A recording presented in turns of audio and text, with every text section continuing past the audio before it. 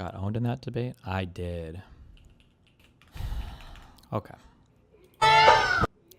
Is Hassan's new thing going to be oil? Is that his...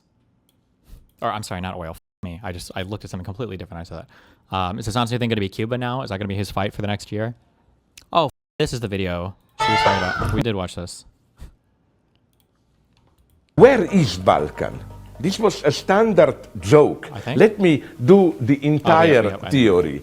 So we have here Slovenia, and every Slovene will tell you this is the limit. Here, for me, the Balkans is basically like if you're not in Western Europe, and if I don't know the name of your Eastern European country, I just assume you're a Balkan country. So people are like, you know what, North Macedonia? That's in the Balkans, right? That's how I do. That's basically how I do it. Balkan confusion starts. Okay, then let's go on. You ask a Croat, he will tell you it is clear. Croats are Middle Europa, Catholic, Belgrade, Serbia, Orthodox religion. We are in Balkan. You ask a Serb, he will tell you down here, either Sarajevo or Kosovo. You know Croatia? Croatia's Balkan? I don't know Croatia. I know the name of the country, and I know it's shaped like the letter C, and I've seen it on a map, but I don't know anything about fucking Croatia. I've never heard about a Croatian thing. If I went to a restaurant and I hadn't studied the European maps and somebody mentioned Croatia, I would assume they were trying to feed me seafood. I don't know what... I'm not trying to make fun of Croatia. I'm sorry, that's mean. I'm just saying it.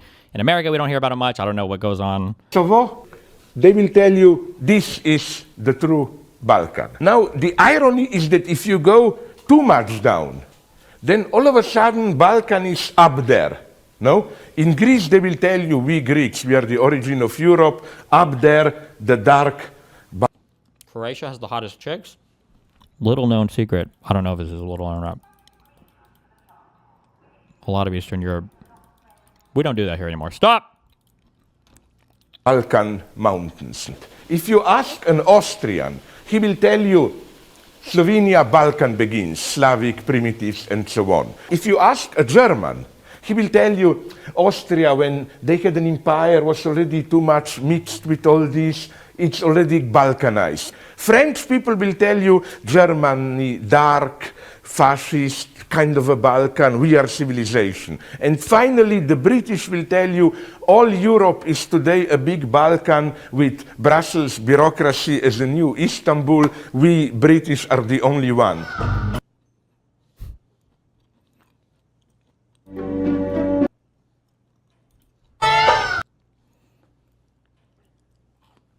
Does Zizek tweet often? I feel like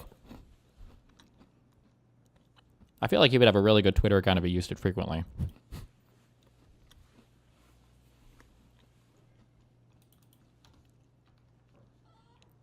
Now the bridge meme.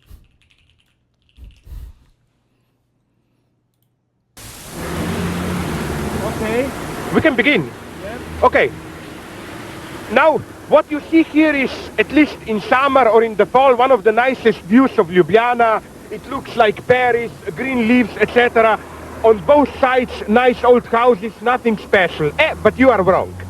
This river here is the official geographical limit between Balkan and Middle Europa. So beware. On the other side, horror, Oriental despotism, women get beaten, get raped and like it. On this side, Europe, civilization, women get beaten and raped but don't like it. So, Balkan, Middle Europa, don't forget it. Jesus.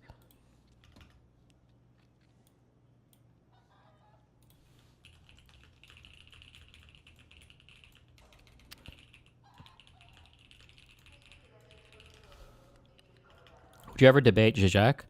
Zizek is one of the rare people, one of the few people on the planet who I think would know so much more than me about both history and philosophy that it would be a conversation. I don't think I could debate him on literally any topic, anything in philosophy or history.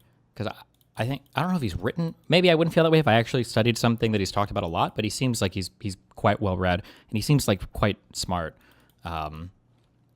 He seems that way, but maybe it's just he's talking about things that I don't know that often. Or I don't know that much about, so maybe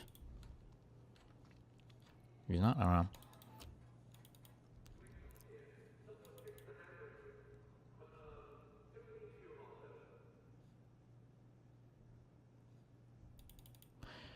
Somebody in chat earlier, sorry, this was an hour ago, in DG chat said, why does the embed pause if I mute audio and tab out? Bullshit.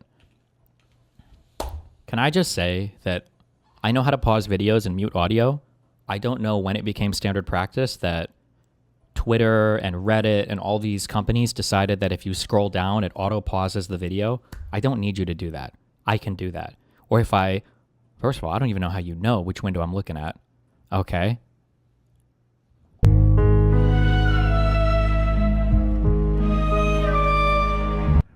Okay, I don't know how you know that I'm not looking at you anymore. But the idea that, like, also if I tab to a different window, some fucking retard right now is saying there's some JavaScript CSS thing. Oh, it has it on focus, blah, blah. No one cares. It's a fucking retard. The idea that things are like auto muted because you tab out of them or because you click another window or it stops playing the video, that is so fucking annoying. Oh my God, it's so fucking annoying.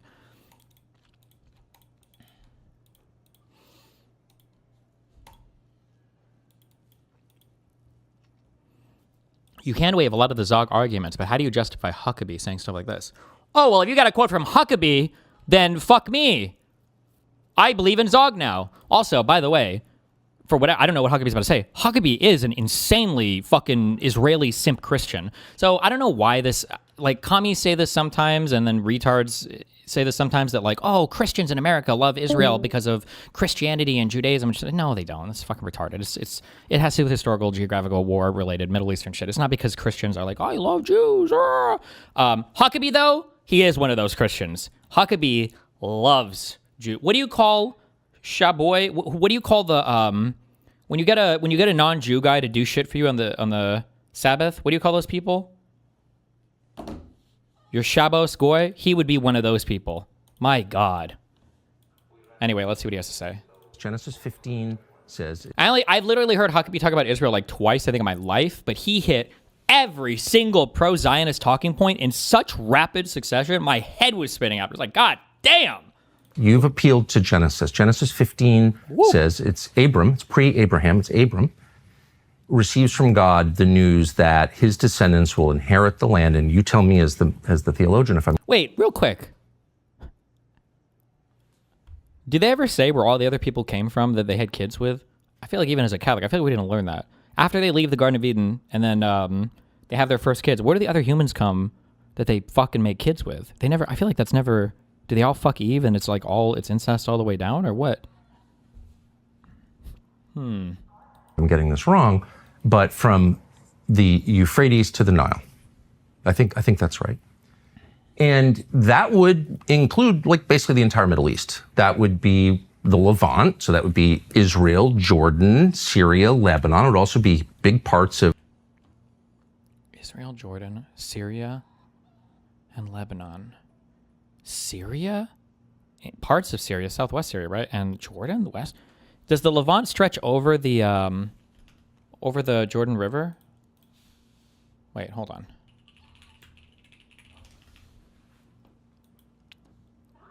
Oh, it's all of Syria. God damn. Sorry. Okay, hold on. But not all of Jordan. Oh, no, wait. It is all of Jordan, too. I'm sorry. That's not as much. Okay, well, the Levant covers much more area than I thought. I'm sorry. Ooh, I've been using this incorrectly in the past, and no one's called me out on it. You fucking retards.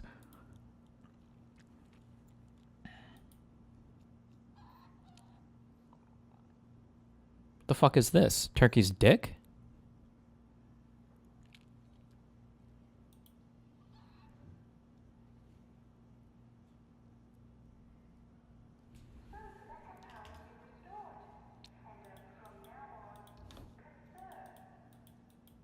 Wait, where the fuck did the video go that I was just watching?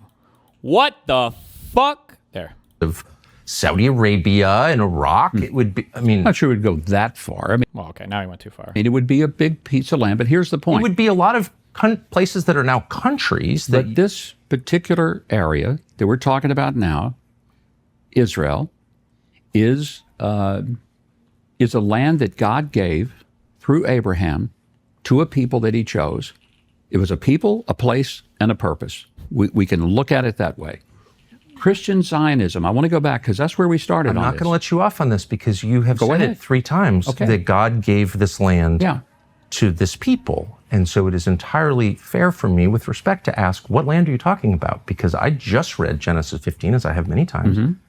And that land, I think it says, from the Nile to the Euphrates, which is, once again, basically the entire Middle East. So God gave that land to his people, the Jews, or he didn't. You're saying he did.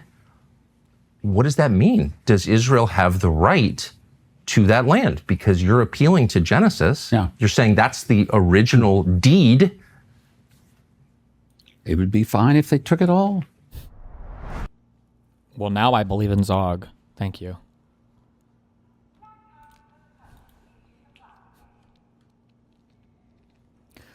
Finally, some real goddamn legislation. Randy Fine. Congressman Fine introduces legislation to protect puppies from Sharia. Thank God. Congressman Randy Fine introduced the Protecting Puppies from Sharia Act. The bill was filed in response to comments from an advisor to Zohran Mamdani, the mayor of New York City, who stated that because owning a dog as a pet violates Islamic law, it should be banned. Is Zohran banning puppies? No!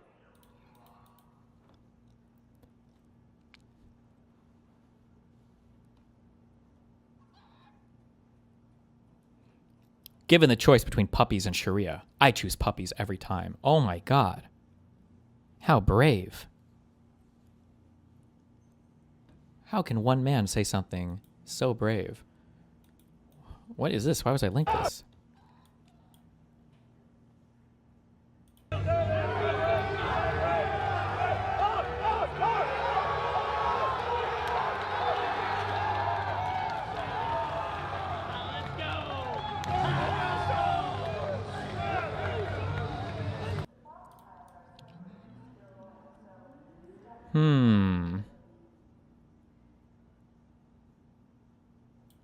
These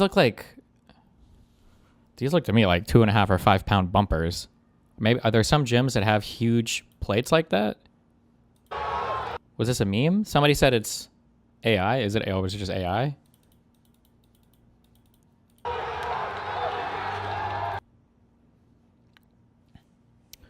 Apparently it's 315. Well, so if you're putting weight on a barbell, you say plates, right? So one plate is 45 pounds.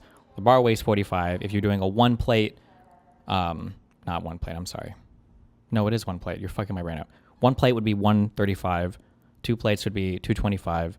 3 plates, like you see here, would be 315. A 3-plate bench is a very impressive bench press, especially for a guy this age. Especially if he's not working out that much. But I think the plates are normally not this wide.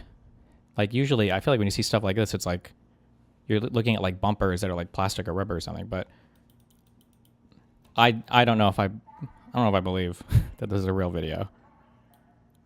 I don't know if I'm buying that one.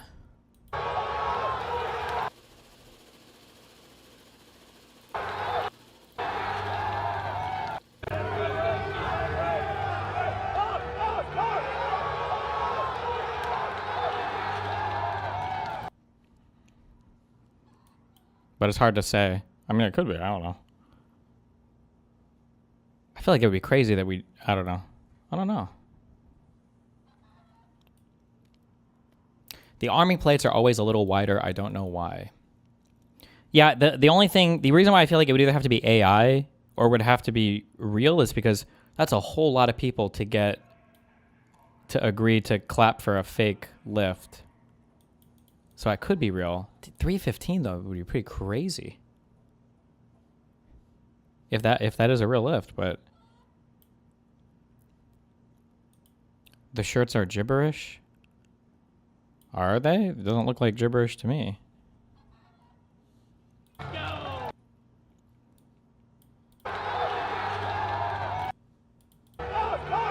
Would you expect to see the bar bend more on 3 plates as well? I'm not sure for a bench press because your arms are a bit wider and everything. I don't know.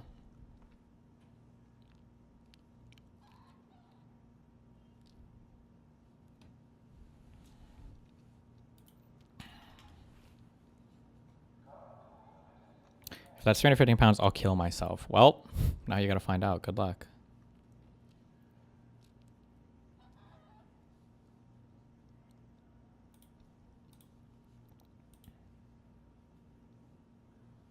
All right, here we go. Here's another video. For the detail, 3 plates. Oh, these look like real plates. Got her on the spot. Long time coming. Let's see. Let's go. How old is Pete Hegseth? 45. Well, damn. Keep the butt down. Gotta keep the butt down if I can. Don't lift. I got it. 1. The spotter ain't lifting shit.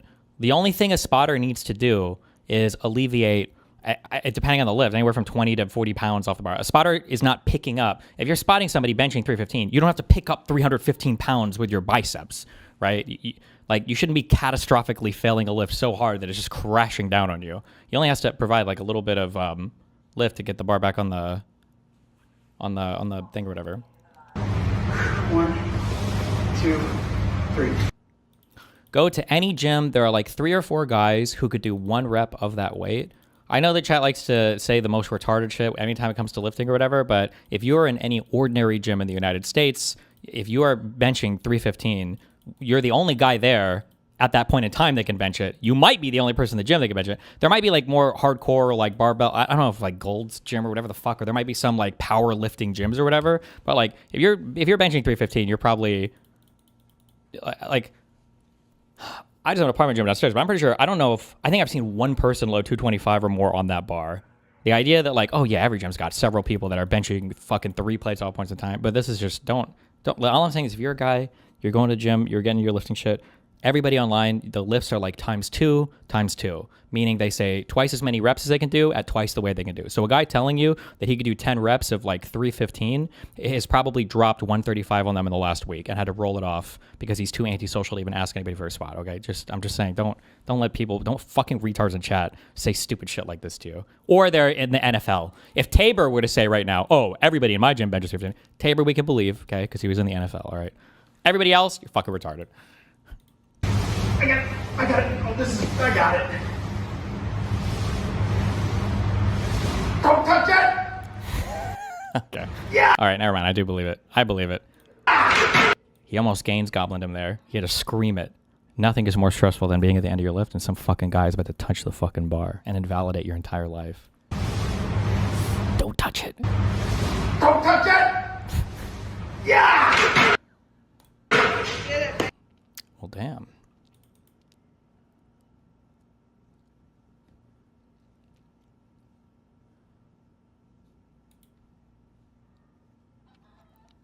He lifted 1 arm at a time. Well, he was unbalanced.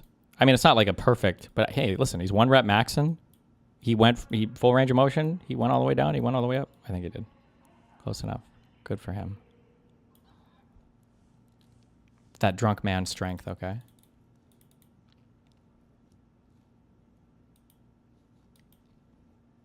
Okay. What are we looking for? Not that, not that, not that. Not this yet.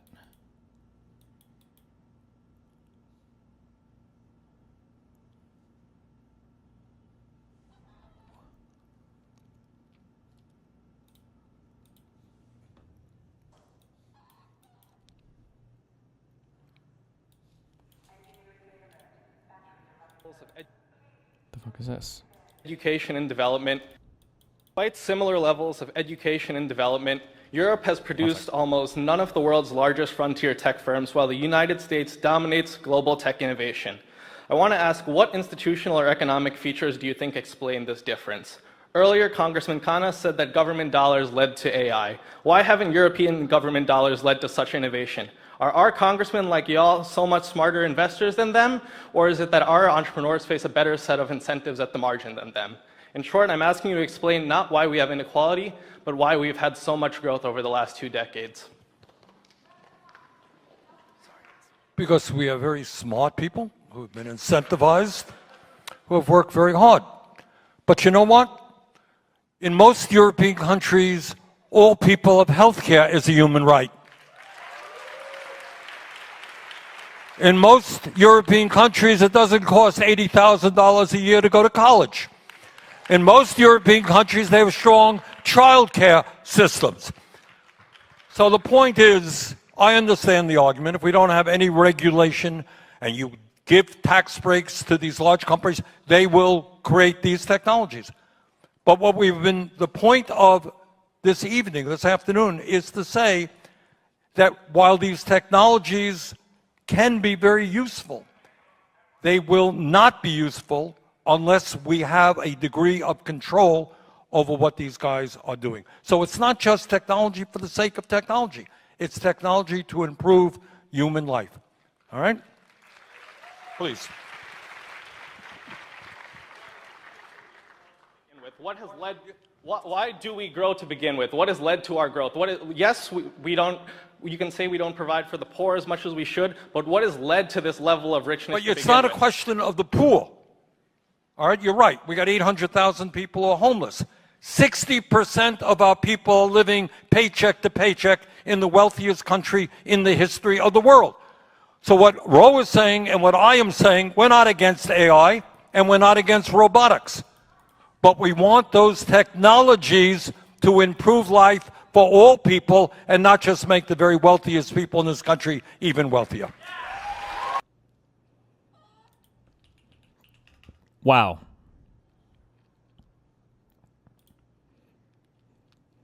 I don't know why I say this all the time. Why can't we just look at both sides of it? We have some of the best entrepreneurs in the world. We have a lot of really great private businesses. But a lot of what they've achieved has also been in conjunction with government initiative and government spending, no? I learned a while ago that the whole reason why Silicon Valley is in San Francisco is because the very first microprocessor or transistor was made in the laboratories that were doing the research for the atomic bombs. Where's my...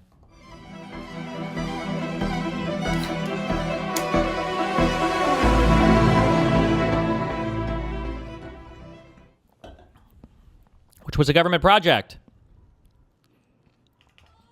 Is it 60% of U.S. people living paycheck to paycheck from his ass, or is it something valid? No, that's a bullshit number, and it doesn't mean anything. So many people talk about that number, and it just, what paycheck to paycheck means is so many different things. Let's get started. Chill with the gawk comments, okay? Every single time a trans thing comes up on stream doesn't mean you have to say girl cock. It's weird. Stop, chill, okay? We're retiring that meme for 1 month.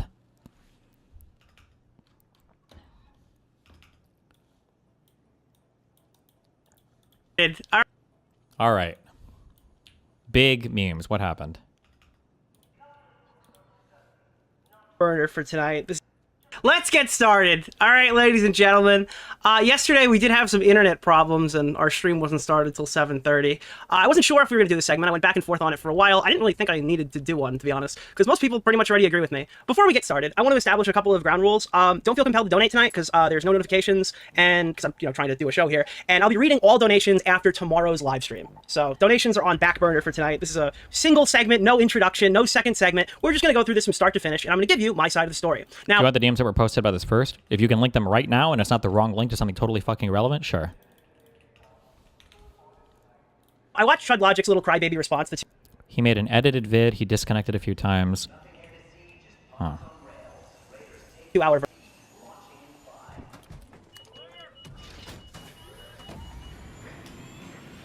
Pathetic. Anyway, so yeah, that's the reality. That's what's happened here. Nick has had a problem with me for months and months and months, okay? Hasn't wanted to be kind of clear of that with me.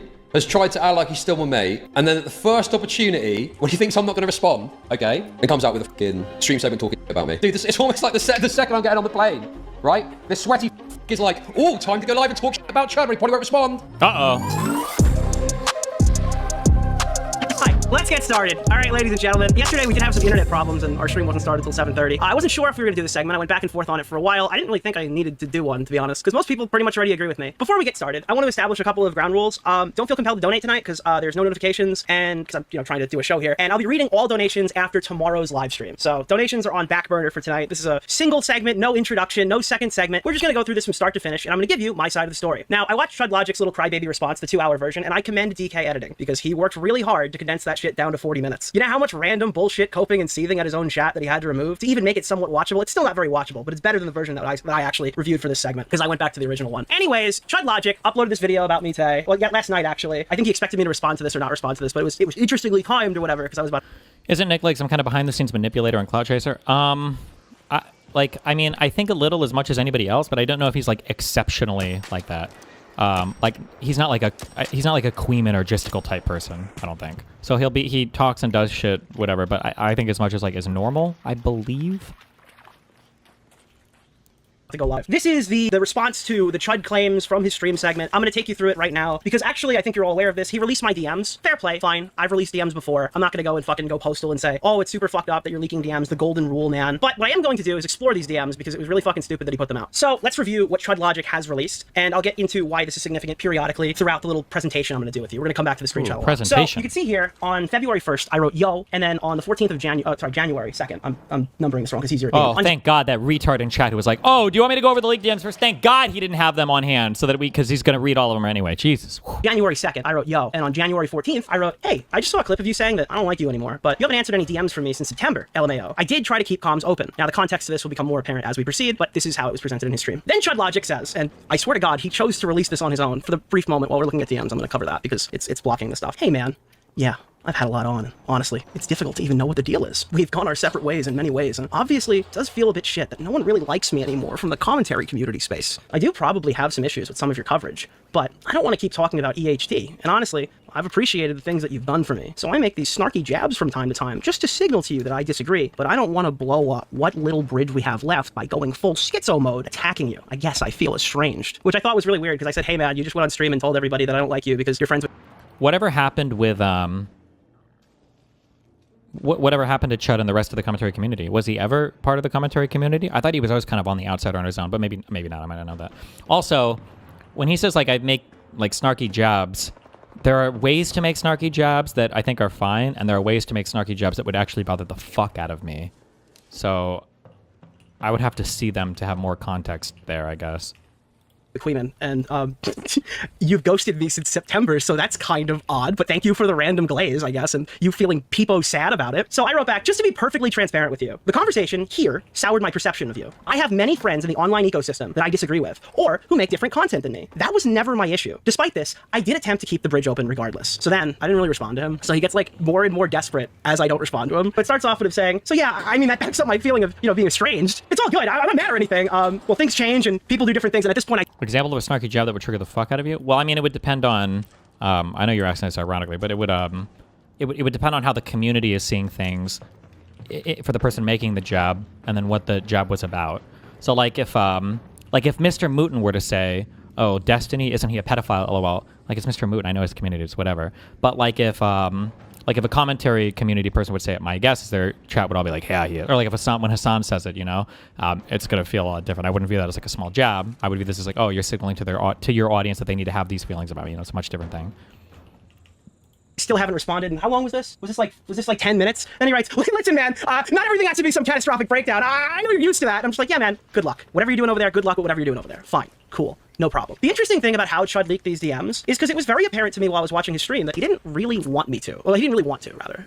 After that stream, and I've archived it already. I've already archived it. His chat, bullied him into leaking these DMs, which is, it's really awkward. I don't know why people are acting like I've got to fucking archive everything. It's fine. At one point, he says my word is my bond, which again, I don't care if you're leaking my DMs, but I don't know why you leak DMs where I look normal. Why is everyone freaking out? Relax, bro. Relax. Why do people want to see the DMs so much? Why do they want to see the DMs so much? Why do people want to see the DMs? Keep in mind, he's got these archived. That's why my new profile picture is in them. I don't understand, dude. It's not that fucking deep, bro. It's not that fucking deep, bro. But yes, it felt very much. It felt very much like... Like, you want to call this guy a chat slave? You can, because just watch.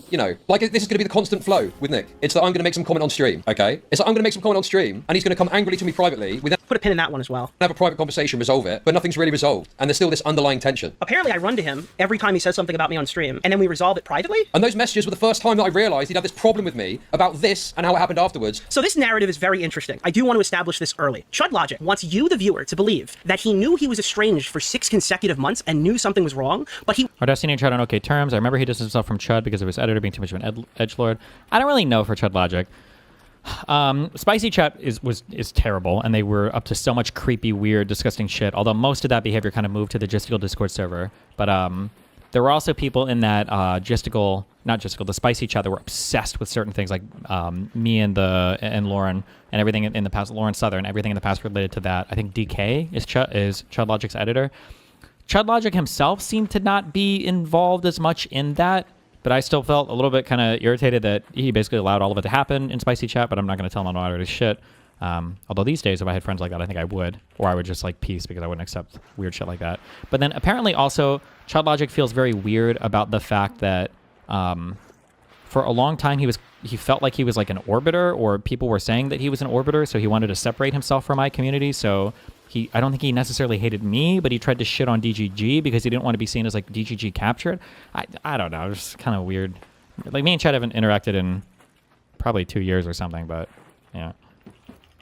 Was entirely caught off guard when I told him that there was something wrong. How can those two things both be true? For months. For fucking months, dude. So yes, I was estranged. I was estranged. None of the other commentary guys like me anymore. And Nicholas had had this issue with me for months that he hadn't really expressed and just hadn't really kind of been honest about. So now, again, I hadn't expressed these issues. I hadn't been honest about these issues. I thought you ghosted me since September. Well, we'll get there. I'm getting ahead of myself. We'll get there. I'm sorry. So yeah, it was just this kind of unending underlying tension that was just kind of like unresolved. Wonder why? Well, because he felt, I don't know, dude. I don't know, because I didn't want to talk privately or something. I said I wanted to talk privately and never followed it up with him about this clip. Wait, hold on. So I didn't tell you there was anything wrong, but you offered a conversation with me and you never followed up on it, and you were surprised that I was not happy with you for a while about it? Oh, that's a fucking weird one, too. What is that about? The shit that happened around it. That's a weird admission. I'm malicious. What do you mean? How am I being malicious? What do you mean, bro? What do you mean? What do you mean? What is malicious here? Me responding to Nicholas, waiting till I go on holiday to say a bunch of crazy shit about me, to make out like I'm an I'm Alex type bigger, and then I'm responding to it, or me saying, well, hey, here's a bit of a background of how this came to. Also, how is Chud doing these days in terms of live stream viewership and video viewership? Is he like same as always? Is he kind of slightly increased? Is he slightly decreased? Does anybody know that? Somebody said not great. B. How is that malicious, bro? Chud, you gotta keep up the actual topic here. Stop fighting with the chat. I'm trying to get to a point. I am responding. Dude, this idea that I'm some fucking snake, I gotta fast forward through the coping. Can we get to the point where you start showing the DMs? My word is my bond, okay? My word is my bond. You guys just want to see DMs. You don't need to see them, bro. Why does Chud Logic not want to show his DMs with me? You don't need to see Why would he not want to show his... This is so weird. See them. We saw them. They were really damning. He didn't want to show them. Better question is, when you were in Vietnam and I was supposedly plotting against you, why didn't I redact them? Unless I wanted you to have them. Nicholas is going to show them. Okay, fine, I'll show it. Fuck it, I'll show it. Fuck you, Nicholas Diorio. It was kind of a big deal that Nick has surpassed Chud. I didn't realize, I didn't know this, but apparently Nicholas Diorio is like he's like the H3H3 like waiting room. Like he always covers, I don't know if he goes live after Ethan or the H3 podcast, but he like covers basically everything in that orbit, and so he's grown a pretty big viewership off of that, is my understanding.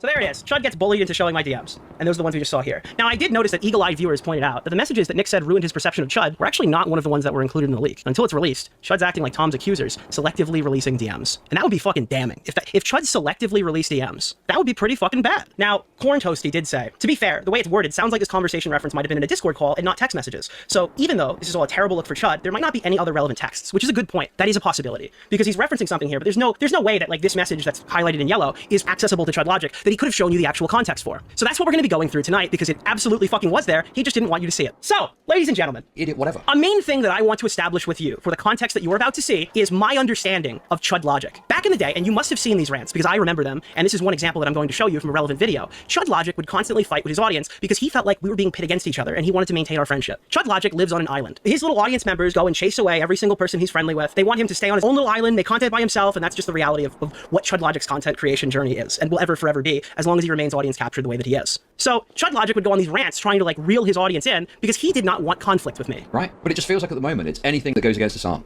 Anything that goes against Islam, worthy of support. Eel became a member. The Cheese Wheel celebrates 10 months of membership. Go off, Chuddy Buddy. FK regarded wars and politics over dirt and religion. Thank you, Cheese Wheel, for the membership. So this is the clip. No, I'm not bringing up Nicholas Dorio's stream. I'm not making it about any one individual, okay? I don't fucking care about your gay cam. This is also really... Do you know what? Whilst we're here, I'll also say this as well. I'm so fucking sick of you utter cretins desperately trying to fucking throw a wedge between me and Diorio because he's cocksucking Ethan Klein at the moment, okay? I fucking have got my issues with it. But you guys are so fucking... You're like raping my brain with this shit. People in his chat are raping his brain to try to get us to fight each other?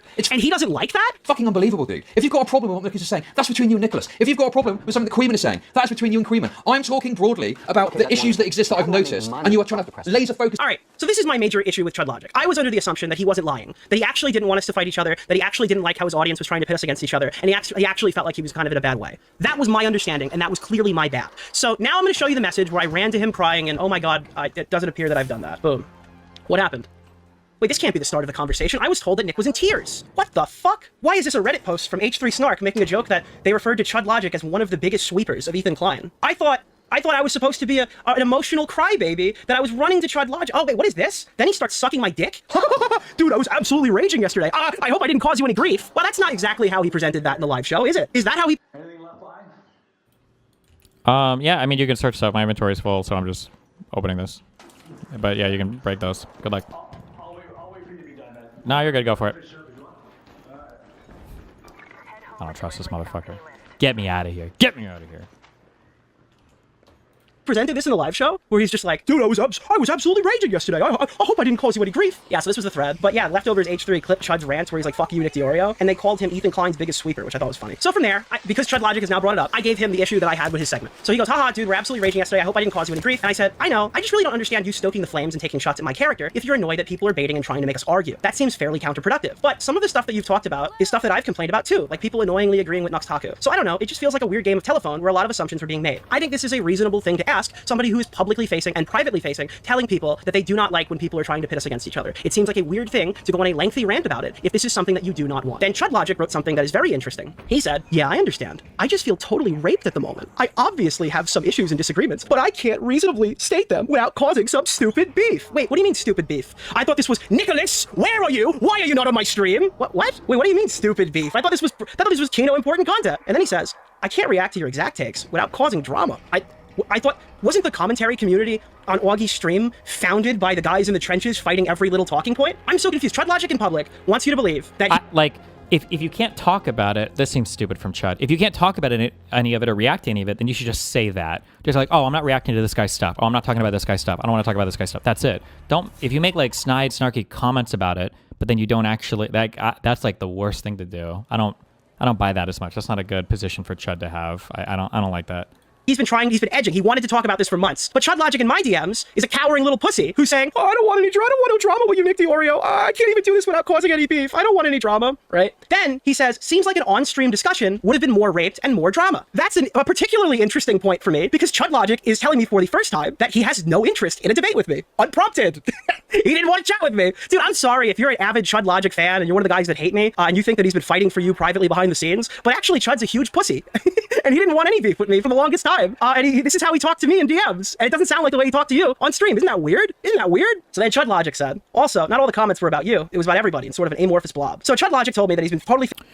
He seems big audience captured at the moment. He went on Loner's stream and his audience was incessantly asking him to ask Loner about if he wants Palestinian kids shot on the head. I don't even know who the party's at play here. Is that like the Gistical Discord server or is this like a totally different type of audience? Like Queeman and them? I mean, Queen would be part of the Gistical kind of audience. Is this like a totally different thing, or I have no idea. Feeling raped recently, and he can't talk about any of this stuff without his audience that captured him getting on his ass and annoying the fuck out of him because he's perpetually one-guyed by a chat full of piranhas that he can't do anything about, and he's terrified of them. I thought this is like going to be it, because this is like a really awkward scenario that's happening here because it sounds like he's telling the soundboard here. Look at this, Kaya, place. Everybody publicly one thing. He's telling me something, but also maybe there is some other position here that I'm not understanding. This is kind of weird. Maybe we just move on from here and so then he uploads the segment immediately the same day and they fucking put it out as fast as possible. Is it the same day? No, it's the same day. So he rushes his segment out called The State of the Commentary Community and it opens like this where he's screaming and crying about how Augie did like a fun IRL stream and about how I am an Ethan Klein dick sucker. And it's like, oh, dude, why would you even be mad about that, bro? It's just banter, mate. It's just banter. Banter for Chud Logic is he's mad at his chat who's attacking him, so he takes it out on his friends. That's what banter means to Chud Logic. These little jabs and things, they're to satiate the bloodlust in his chat. He's terrified of you. Doing tricks for treats, like shaving their head. It's pathetic and wretched. Like it started off and I can understand it. He's totally raped, guys. He doesn't want to deal with this at all. Then the video from DK comes out. Wow. But like Colin shaved his they're treating like a big joke. You look like fuck, you're a total freak. You're a total freak retard. Shaving your head for cash. And you're trying to act like it's normal. No, it's not normal. Unless you're willing to do the 20th stream sucking off Ethan Klein. Yes, I'm talking about you, Nicholas DiOrio, okay? Dude, I saw some Stardust clip, right? And Frogan, the stupid fat wench. I don't fucking like Frogan, right? But she said something about the ADL negative. So he puts out the segment, does the I'm calling you out Nick DiOrio bit. So at this point, I'm really confused because this makes no fucking sense to me that he would say this and then upload the segment. So I go, call me crazy, but I think it's probably not you being frustrated that people keep talking about it or trying to get us to fight each other, considering that you are now playing into it. I think this is an entirely reasonable position for me to have based off the positions that Chud Logic has shared. This is not, oh no, you're not... I don't think that those are just like snide remarks. Those are pretty aggressive attacks, I would say, but okay.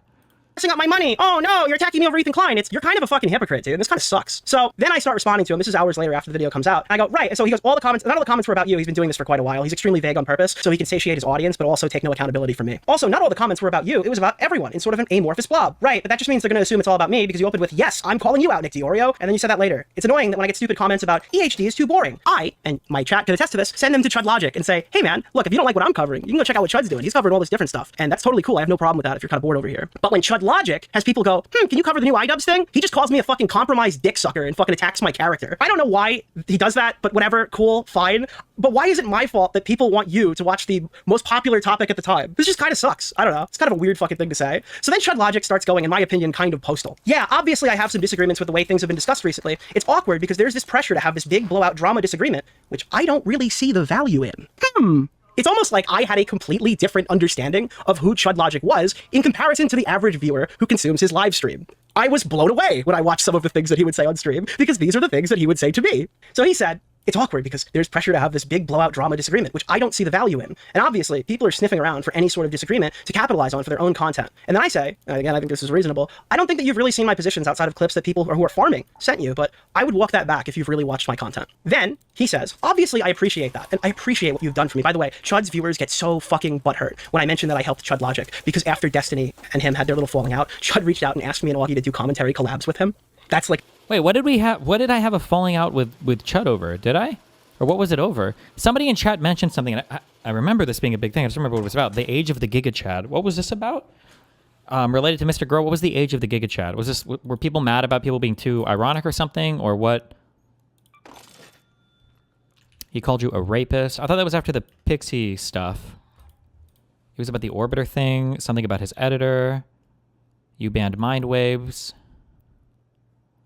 Fuentes interaction. The Orbiter allegations raped his brain. Chud hated being in your show. Okay, I don't know. All right, well.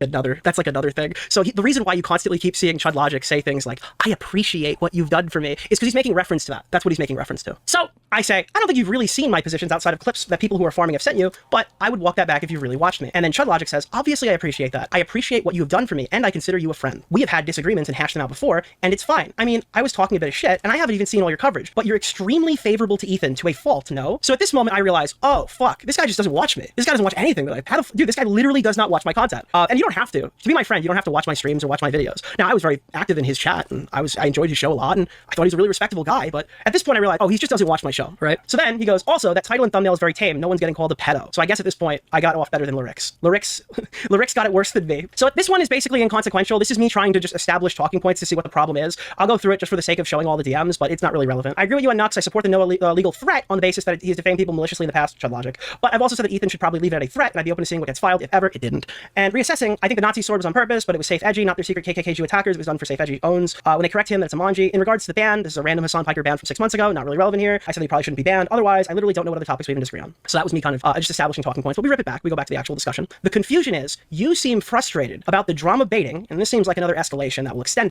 Wait, hold on.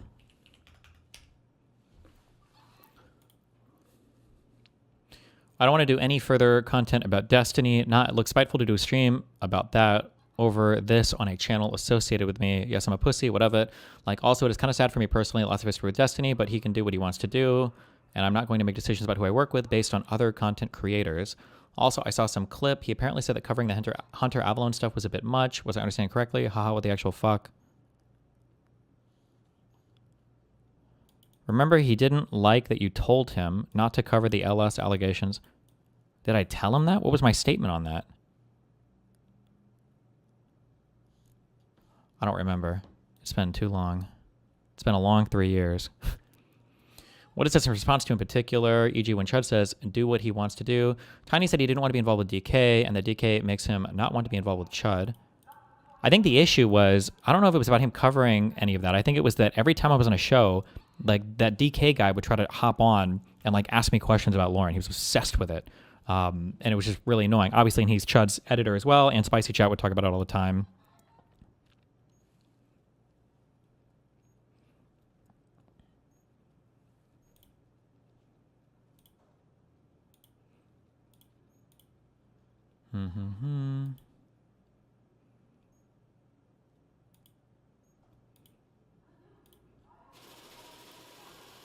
Okay.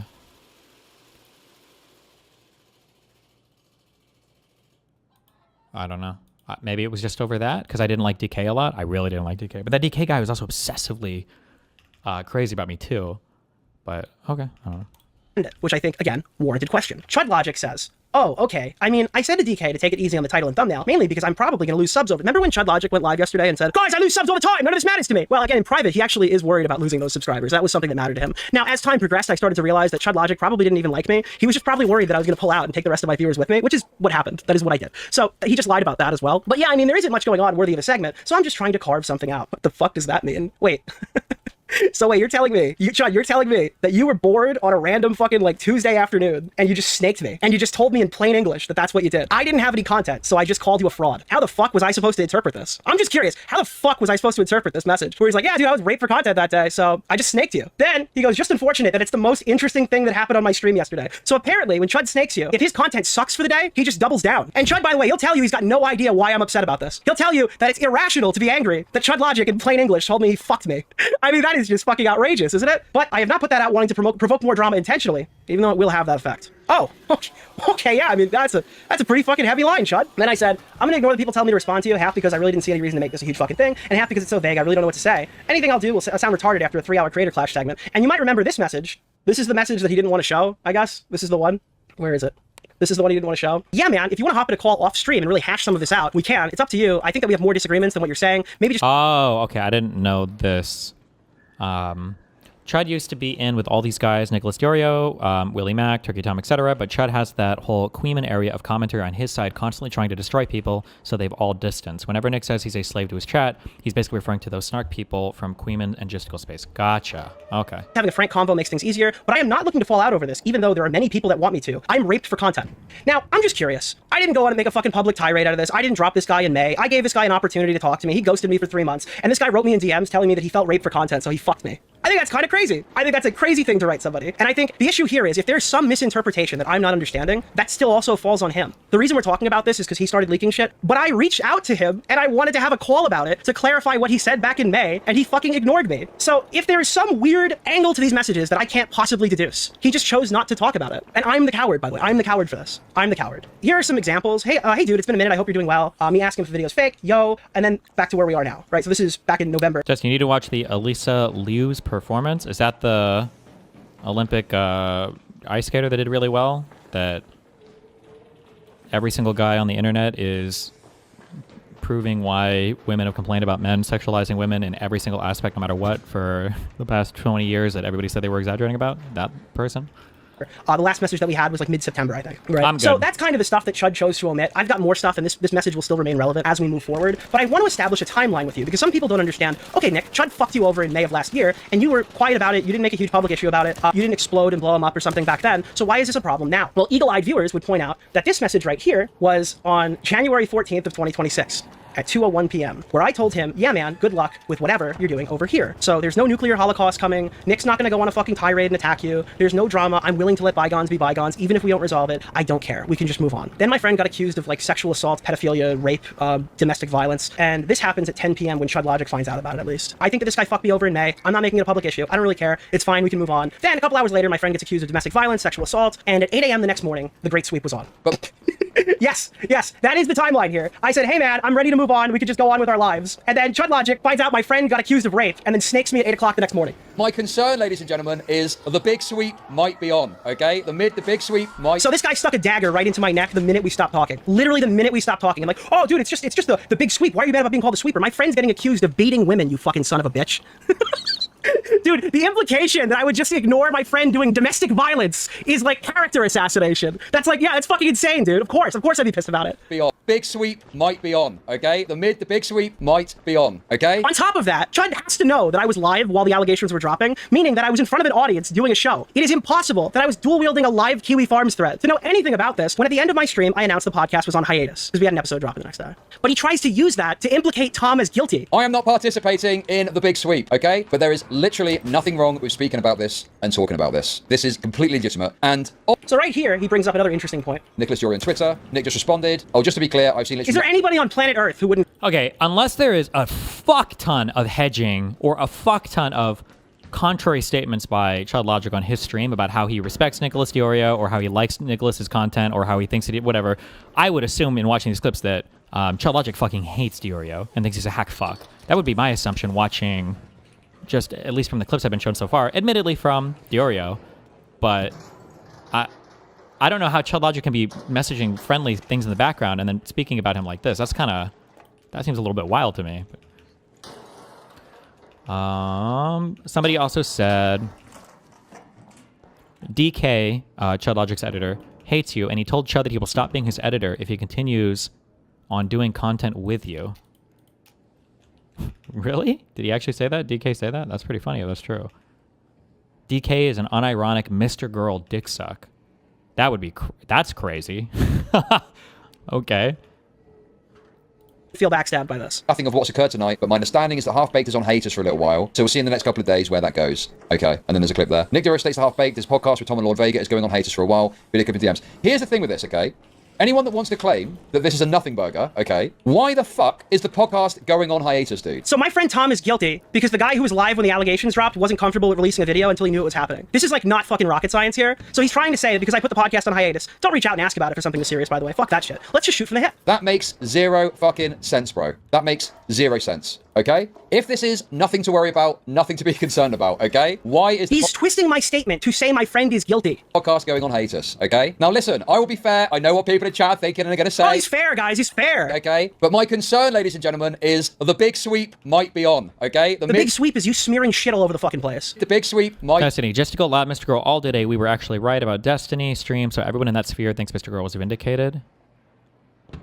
Yeah, I mean, I've heard people say that. But like basically any single second, like something bad comes out about me, every person says they were vindicated about every single crazy thing they've ever said about me. But I'm sure the law walk it back, or have walked it back with the lawsuit progressing as it has thus far. I'm sure they'll change. I'm sure they'll update their opinions accordingly, right?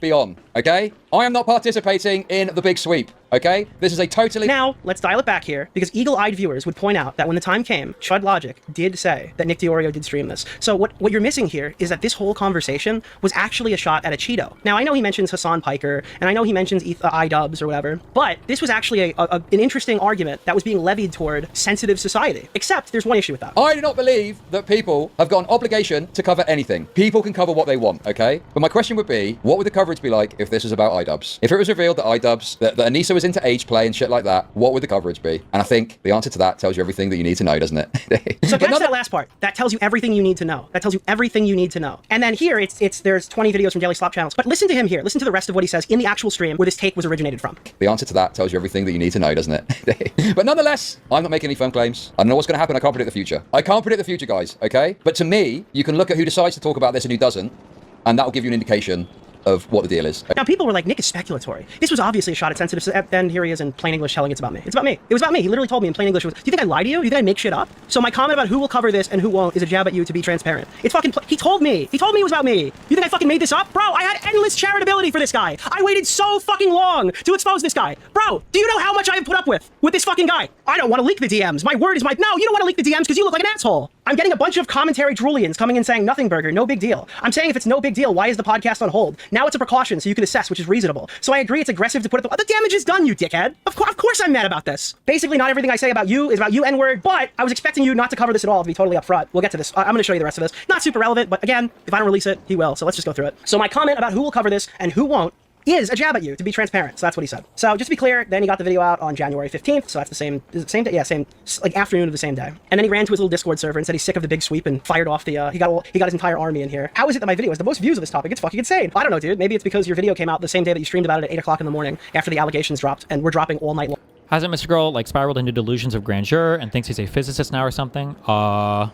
Excuse me, have you proven that he's delusional? Maybe he actually has solved all of physics and united gravity and quantum mechanics, and we actually all do live on the edge of a black hole. Have you ever thought about that? Pretty sure he's published like 10 papers on some open source library about his theory of physics. Oh my god, I should have gotten here earlier. Oh, I'm good. long the night before. Maybe that is, I don't know, maybe that has something to do with it. The issue is that Chud logic might have been correct. He might have been correct, but you can't come out and say the big sweep is on at 8 a.m. the next morning while the allegations were going all night. You've overshot, you've overcommitted to your point, and you look like an asshole. That's the reality of it. But my issue isn't any of that. I don't care if his take is bad. My issue is that he used it to jab a knife into my back. That's why I was upset about it personally. So there's a few other things that I want to go through, but before that, I'm going to be fully transparent with our DMs on Twitter. Can anyone link the papers? What's his name? Max Carlson, Black Hole, Physics, Physics. Is it this site? I think there's like an open source publication. Fuck.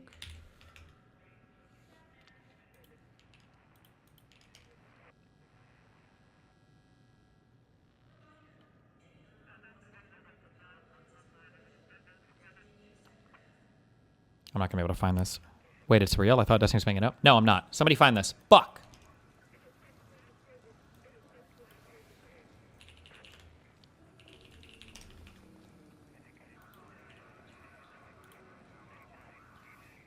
Oh, here you go.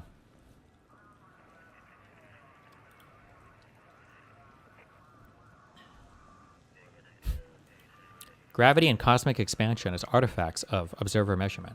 I don't know why every single person who has some kind of like delusional schizophrenic thing, they always do these like, they always have grand theories of everything, all of them. I don't know why, well, maybe I shouldn't say all of them, but I've known several people that do this, that think they've solved like all of reality. I don't know if it's like a particular type of thing, but gravity and cosmic expansion as artifacts of observer measurement. I think he uses AI for some of these as well. To be fair, he puts it in the bottom, but... The author used AI language models to assist with drafting, derivations, and algebraic checks.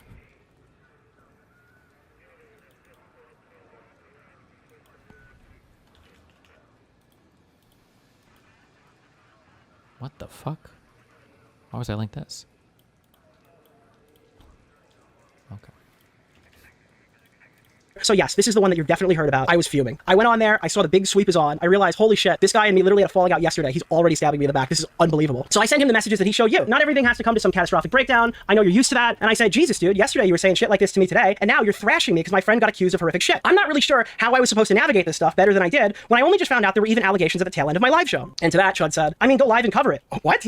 Like you would with anyone, or don't if you feel like you're too close to it. Dude, I think that you avoid stuff that would be negative to cover. Is that unreasonable? I go, wait, hold on. So you're saying that you would blind fire your friend's Kiwi Farms thread at midnight while the allegations are still dropping? Or am I just misunderstanding you? Like, what is the argument here? Or do you mean like, should I go live now? Like, what are we talking about here, bro? And then he goes, I mean, it just feels like I can never be critical of you in any way without getting a message from you. Like you're trying to keep me on my side. Now he's using the current talking points. Then it turns out you do have this issue with me since May, and you haven't said anything to me about it. Chud, I asked to chat with you when it happened, and you never got back to me. And then I kept the line of communication open. Now, eventually Chud does finally tell the truth that this is partially his fault when he says, yeah, I could have been more clear on my end too. I never wanted to have some big crash out falling out with you, and I wanted to try and keep things amicable or neutral because I have no reason to dislike you, and I appreciate what you've done for me. Why did he not release these DMs? Yeah, why do you do it? That's a good point. Yeah, I saw that. That wasn't you, bro. Dude, sometimes you are very sensitive. I know it. Dude, my friend gets accused of beating fucking women, and Chud goes live and insinuates that I'm going to sweep it up and not even cover it, meaning that I'm pro beating women. And he's like, dude, you're really sensitive about this, man. You're really sensitive about defending your rapist friend. That's really fucked up, man. I mean, this guy's like comically retarded. And also, he pretends he has no idea why I'm mad at him in his most recent live stream. I guess he just didn't read this. Also, I'm not saying go live and cover unverified allegations. I get Tom as your friend, and it's a tough spot for you. You didn't seem to get that in the stream segment. I think I said on stream it's hard. You also said a lot of other things on stream. Are Nick and Tom friends or online friends? I think they're close-ish. I mean, mainly online, but I think close-ish for a while, I think. They were going to do a podcast together. It's like the nature of the beast. Sometimes we are the hammer, and sometimes we are the nail. That is a beautiful statement from Chud. Dude, sometimes we're just that hammer, and sometimes we're just that nail. And even if you don't want to cover it for personal reasons, understandable, that would be viewed negatively. I go, and then at this point, I just tell him the problem, and he doesn't even tell me that I'm wrong. That's the best part. Everything I just told you for the last 50 minutes or whatever the fuck, I just run him through the talking points. Chud, my issue with you is that you said that you hated how people pit us against each other. Then you did a segment saying that I am a completely compromised Ethan Klein dicksucker. You reiterated that you do not watch my streams, but asked if I was loyal to Ethan to a fault. And then you published that segment, fanning the flames. When I asked why you would publish a segment if your goal was actually to avoid people pitting us against each other, you said you felt raped for content, and it was unfortunately the only interesting thing that happened that day. I didn't fucking hide this. I said it outright. He just didn't tell you on the stream the other day. He just didn't tell you about this. In the segment, by the way, your vague little shot was open when I'm calling you out, Nick Diorio. Then you started talking about retarded shit Stardust did, and your audience thought it was about me. Your response to this was, it's not all about you or something. I don't know what issue you think I had with you, but this is why I was put off. I do not think that I am being irrational here. So what Chud Logic does here is what he does every single time I tried to explain to him what the problem was, and he just ignores me and starts crying. So let's hear about it. Okay, bro, I understand that. Let me lay it out. I do have issues with your coverage of certain topics, because obviously people want like a big blowout drama between us. Can I just tell you, this is before he went on vacation. This is recent. He still didn't want to do the big blowout. People want these, like, they want this blowout drama between us, and I have a feeling that you're very resistant to engage with criticism. You have blocked a lot of the commentary people over it. I, of course, had some latent appreciation for our friendship and how you've helped me over the years, so what do? It's a big stream pointing out my issues with your coverage. I have nothing personal, but my lack of commentary leaves me to get accused of sweeping. Dude, he's terrified of you. Yeah, all the guys in there being like, Nick's coping. He's horrified of you. And to be honest, I would be too if you're the last people in my audience. Who's gonna stop you? You know? Oh, my commentary community is calling you. Dude, he's complaining that you're calling him a sweeper. Bro, he's scared of being called a sweeper. This is the most audience-captured motherfucker I have seen in ever. Literally ever. It leaves me feeling like I'm biting my tongue. So, dude, I'm the pussy. You're afraid of your chat. It leaves me feeling like I'm biting my tongue because I have to crash out and talk some shit to fan the flames of shitters wanting us to fight. Now, I have to ask, what's the difference between crashing out and talking shit so my fucking chat leaves me alone and the banter? I'm just curious. When he says it's just banter, mate, and I do banter all the time, but in my messages, it's I'm scared of my fans. I'm scared of my fans. I have to keep them at bay. I throw the mistakes so they don't eat me alive. Dude, Chud, just ignore. Dude, you know what you should do, Chud? My God's honest truth. Me to you. You should block them. You should block every last one of them. That's what I would do.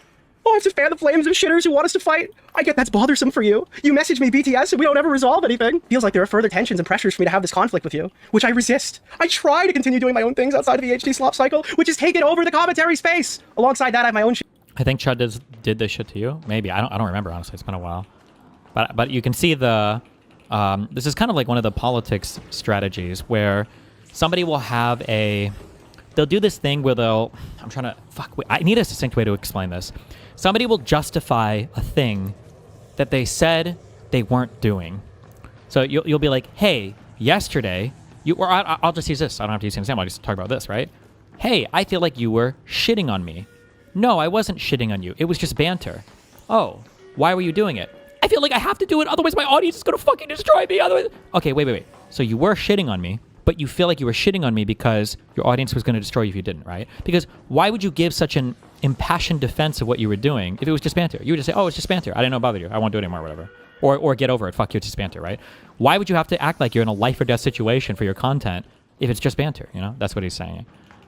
Outside of streaming, I'm dealing with some issues with my channel that I'm trying to navigate. Honestly, it feels like a lot of the communication between us is keeping up appearances.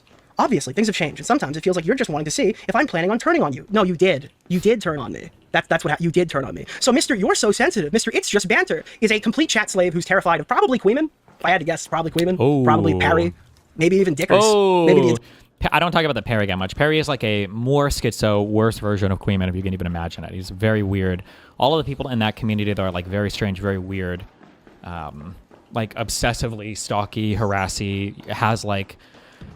I'm so curious. I would pay so much money for Louis Theroux to do like a documentary on these people that have, like, if you have more than 3 Discord accounts and if you're active in more than like 4 or 5 Discord rooms and all the Discord rooms have like the same fucking people, I want to know what your life is like, because I feel like those people are very sad. Like their actual real lives have got to be just insane. But yeah, all these people are okay. So if that's in Chud's corner, Nick is right then in that you have to be on their time. You have to be saying the things that they want you to say, or else they will be in your Discord. They will be in your chat. They will be spamming clips about you on Twitter. Like, I see Hutch fighting with... I don't even know if Hutch knows this, but I see Hutch fighting with people like that Substance guy is in that community. He's fighting with people who are probably calling in other people in other Discords on other Twitter accounts to also post and upvote and fight with everybody. Like, it's a crazy, culty community/experience. Jesus. Higher roster of people he was talking about who he's still friends with. He's probably scared of you too. Yeah. I don't know. Maybe you're not cut out for this, man. So we keep going. Sorry, I read really fast. I'm already through all that. I don't think I'm ignoring you by typing fast, but I literally just wish you answered any of my messages and we could play a game of Fortnite and talk about it. I don't want to like go on stream and talk about my friends. This is the last time I'm doing this. I don't care what you say about me from here on through. But I literally just wrote. I was like, hey man, why didn't we just talk on Fortnite? Why didn't we have a nice chat? Why don't we hang out together like back in the good old days? And he goes, it leaves me in this. There was a documentary on that exact thing already. They were pretty rich and getting pussy daily. Everyone in their lives loved them, and they always cracked the best jokes. Based. Place where we're not really friends like we used to be. You're spinning off into the Ethan orbit, and I can't really call it out without having a massive falling out with you. And do you know what else is massive? Oh yeah, so then I say, Chud, we literally had a phone call shortly before the interaction, and I didn't get weird vibes at all. We were chatting about EHD and shit and going through talking points. Did I miss something? Yeah, that was months ago, man. I go, no, my point was it was right before the stream thing. I said I was so caught off guard by you saying that I was loyal to Ethan to a fault because we had spoken about this topic, and I didn't realize you thought that I was a principleless sellout. It completely caught me off guard, which I think most people would be a bit perturbed at the concept of their friend thinking that they've lost all morals, all morality. Up ahead, I interpreted at the time as you being upset that EHD was a content black hole where no other stories were getting attention, and you were holding me almost personally responsible. To be fair, I checked, it was 5-4, stream thing was 5-28. There was some time in between, I just didn't realize relations broke down that much in that time frame. Then he goes, dude, what's happening? Fake Discord messages. This is the only thing that I'm gonna say my bad over. And when Chud Logic started doing his whole the big sweep is here thing, I was like, bro, this is crazy. We literally had a falling out yesterday. So obviously his little drone started posting it. I said, yeah, I didn't say anything specific in my Discord. I just said we're not cool anymore. I shouldn't have said anything. My bad. I was just blown away when I clicked into your stream to hear about the Tom shit, and you were just unloading on me right after we stopped talking yesterday. And I apologized for that. He goes, okay, I mean, haha, I was taking some shots though. Yeah, that's definitely what I'd call it. Like, I have to respond to what I see in front of me. The board thrust was, why is the podcast on hold if it's no big deal? I mean, you could use common sense. I think that you have access to that ability. That is an ability that you, I believe, do have. Yeah, Chud, I was live. I thought it was insane. I don't have time to even read the thread. I was being precautionary. He goes, oh, I'm not saying go live and put him on blast immediately, which is kind of what it sounds like considering the timeline for this is the next day. So when would you have wanted me to do that? At 8 a.m.? I mean, the claims aren't well evidenced anyway so far. I go, no, I mean, I was already live at the time. He goes, be real, dude. You know that he won't get holed over the coals for this, like it was iDubbbz or Hassan. I go, to answer your question, no, I did not know anything. I didn't even know what he was fully accused of until I ended stream. I went a lengthy rant on the stream about going in on unverified claims with Hassan and the furry thing. So yeah, I wanted to put out the podcast on hold in case Tom turned out to be a sexual predator. We had an episode ready to drop today. Okay, man, we're getting lost in translation here. So I whipped that back. And I said, I was responding to your claim, and I'm paraphrasing of, why would they put the podcast on hold if it was nothing? So then Chud starts complaining, saying, I'm getting a bunch of commentary droolians coming in saying nothing burger, no big deal. So I'm saying, it's no big deal. Why is the podcast on hold? Now it's a precaution, so you could assess, which is reasonable. So I agree it's aggressive to put it in the way that I did. Basically, not everything I say is about you, N-word. But I will say I was expecting you not to cover this at all, to be totally upfront. And then he said, so my whose side are we on here? I mean, I don't give a fuck about either of these people. I'm just curious what happened. But it seems like so far, it seems like Chud is very snaky.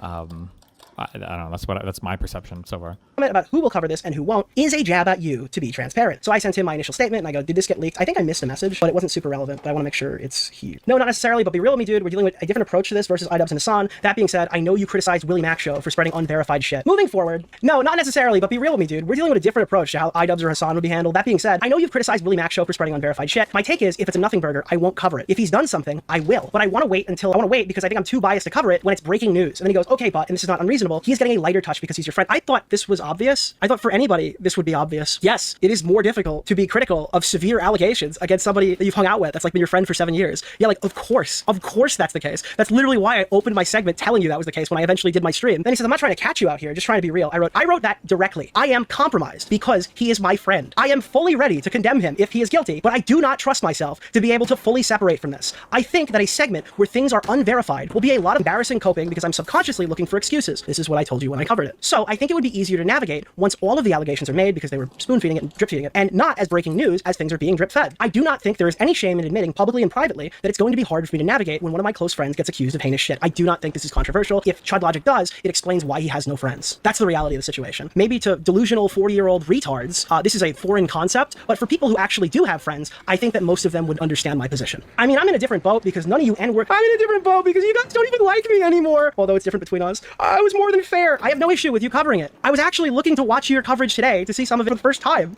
But obviously, yeah, it's hard to navigate. I clicked in during the Great Sweep. I was going to you. It'd be nice if we did that for Destiny. Yeah, it would be. However, one of the complications for my thing that's annoying is that, like this plays into the Turkey Tom stuff too, is that my stuff resulted in a court case. So the timelines on how I can respond to things and how other people can respond to things is severely drawn out. Whereas like for the Turkey Tom stuff, like nobody's getting sued, so you can post whatever and talk about whatever. But for my stuff, where somebody has, gotten their corrupt family lawyer to drag me into court for personal misgivings, the timeline and everything is severely stretched out. But I obviously I would still say people jump to crazy conclusions way too quickly. But hey, what are you gonna do? For unbiased coverage. Haha, bro, I'm being real as fuck right now. That's not just about you. None of the cabal will cover this. This is fucking hilarious. I am the cabal! When you're talking about the cabal, motherfucker, you're talking about me. There's nobody else, which he agrees with. So when you say the cabal, Chud Logic, are you talking about sensitive society? Are you talking about a Cheeto? Are you talking about think before you sleep? You're talking about fucking me?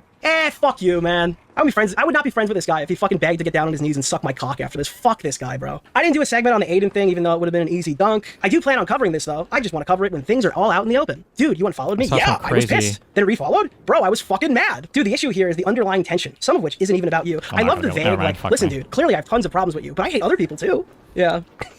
People see things like that aren't like what they were. I'm estranged. People want resolution to this tension. They don't want BTS combos. They want blood. I hope you understand that when you only say my name, and then when you only say my name or make a comment about Ethan Klein, your audience will think it's about me. That's like so obvious. So it's such a cop-out to say, oh, I'm talking about other people. Bro, you fucking name me to try to get the piranhas off your back. You're scared of your chat. So you can't just sit here and say, no, I didn't mean no harm. I didn't mean no harm. It's like, no, you're obviously taking digs to try to keep them at bay. It's pathetic. Your audience captured and pathetic. So then he says, yeah, 100% it's about you. Well, thanks. Dude, I make jabs about other creators all the time. They're not jabs. They're not playful jabs. They're literally just like human sacrifices being put to demons. Yeah. I talked about J-Stock having Destiny's sloppy seconds. Listen, when he's right, he's right. It's pretty based. You keep saying it's about all these people, even with the Stardust thing earlier. I don't remember if this is accurate, so I don't want to state it as a fact. It was shot from the hip in a TM conversation. I don't remember if he says Stardust. I remembered it the other way, but just to be clear, I'm not trying to take him out of context. I think sometimes that you think you're doing me a favor. I don't believe that. I think he's a coward. And it makes the situation worse. I don't know, dude. We're going in circles here, and I think we already touched on the more significant issues. So he goes, the only way this will be resolved is by a convo in public. I don't know any other way, but I will be using lethal force, and you will have to defend yourself. I go, you think the best course of action is to litigate our DMs on stream and scream at each other? I guess that turned out to be the way it works, but I mean, I think it's stupid. I think all of this is stupid, to be honest. I feel like a total fucking loser addressing the friendship allegations because this stupid British 40-year-old fuck lied about me publicly. Speaking of Jew Stalker, is he still relevant? Kind of. There's like that whole community of like Queeman, Perry, Jew Stalker, and like the small weirdo Discord circle. Like those people all like watch each other's streams and move together. They're trying to grow, but I think most people don't like these people because most people kind of see like how weird and creepy they are. But they, I guess the next thing they're trying to expand into, there might be other things too. I don't have the time to keep up with all of this shit. But is a Peace Coast server and Peace Coast chat. Like a lot of them are in there, and Peace Coast too stubborn / retarded to moderate, or he doesn't care and he agrees with most of what they say about all of his friends and everything around it. I don't know. It's hard to say. But I think they're kind of all locked in this like 500 and under viewer category. Position where I had to explain what happened.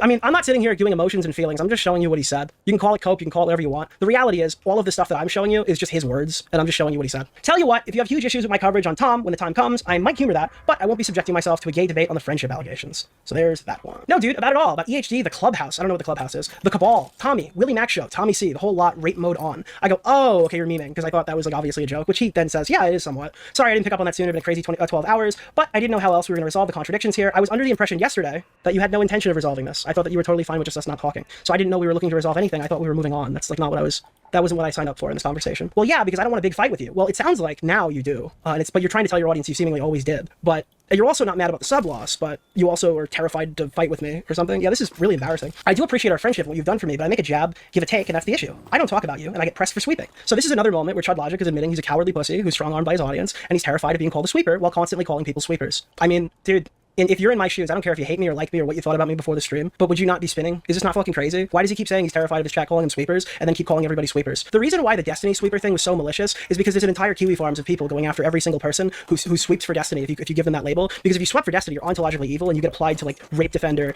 nude exchange, all that's like everything that Destiny's ever been accused of, you're just totally down with it. If they brand you a Destiny sweeper, you're ontologically evil. But in this case, it's just like, you don't even want to be called a sweeper for not talking about Ethan Klein. That's like actually pathetic. So then I just explained to him my final thoughts.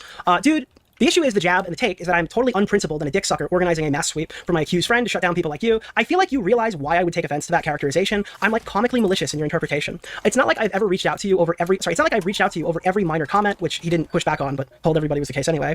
I was confused when you say that I'm a horrible person, because that's what a unprincipled fraud would be, is a horrible person. I didn't know that my friend thought that I was a total, complete dick sucking sellout. So I was a bit shocked to have that information shared with him. Regardless, I'm sympathetic to you getting it from both sides here as well. I don't really care. In the future, say whatever you want. Now, there's a couple more things that I do want to address before I'm done tonight. This is a clip that he just lied about. He just lied here. Let me show you this one. And then I made some comments about him to Pisco.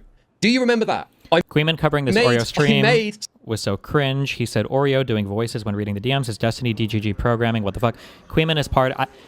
I think people will understand a little bit better maybe after when I do my big write-up over my court case stuff. But like you think that I'm just saying this, but the level of coordination that exists with these people is fucking insane. Like, they have their narrative, they've got the things they're supposed to say, they all have multiple Discord accounts, they all have multiple Twitter accounts, they're all in multiple Discords, they're all watching certain chats. There's a reason why, if I bring them up, sometimes I would show you like, oh, here's what they're saying, because somebody's literally reported it within seconds after I've said it, and then every single person in their Discord server is then watching, and they're commenting, and they're in other Discord servers, and they're commenting. It's like an insane group of terminally online antisocial losers that are constantly trying to get people like enforced inside this cult. It's insane. It's crazy.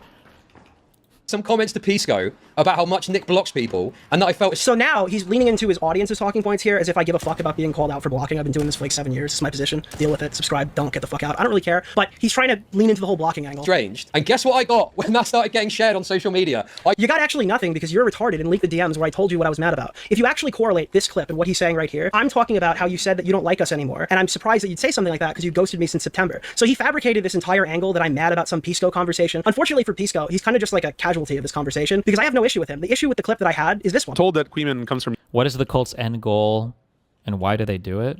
I don't know why. It's a social group. I don't know. You fall into it. It's a thing to do. You've got a friend group. You've got like a mission. You've got, I guess it's like any cult or like any religion, although to a more extreme extent. You get like all of your marching orders in life from this group of people. You've got meaning and purpose. You've got like action, things to do. You've got like a quasi religion, like ideas you're supposed to believe, and you spread to other people. You bring people into the cult. You enforce it amongst other people. You've got a community that you can do all this stuff with. To some extent, it's fun. It's just like a more extreme version, I guess, of any community. Like if you were to say, what's the purpose of DGG? And I was like, I don't know, watch me and do stuff, I guess. It's kind of the purpose. I guess it's very broad. It's the purpose of everything, religions, cults, whatever, but that's my guess.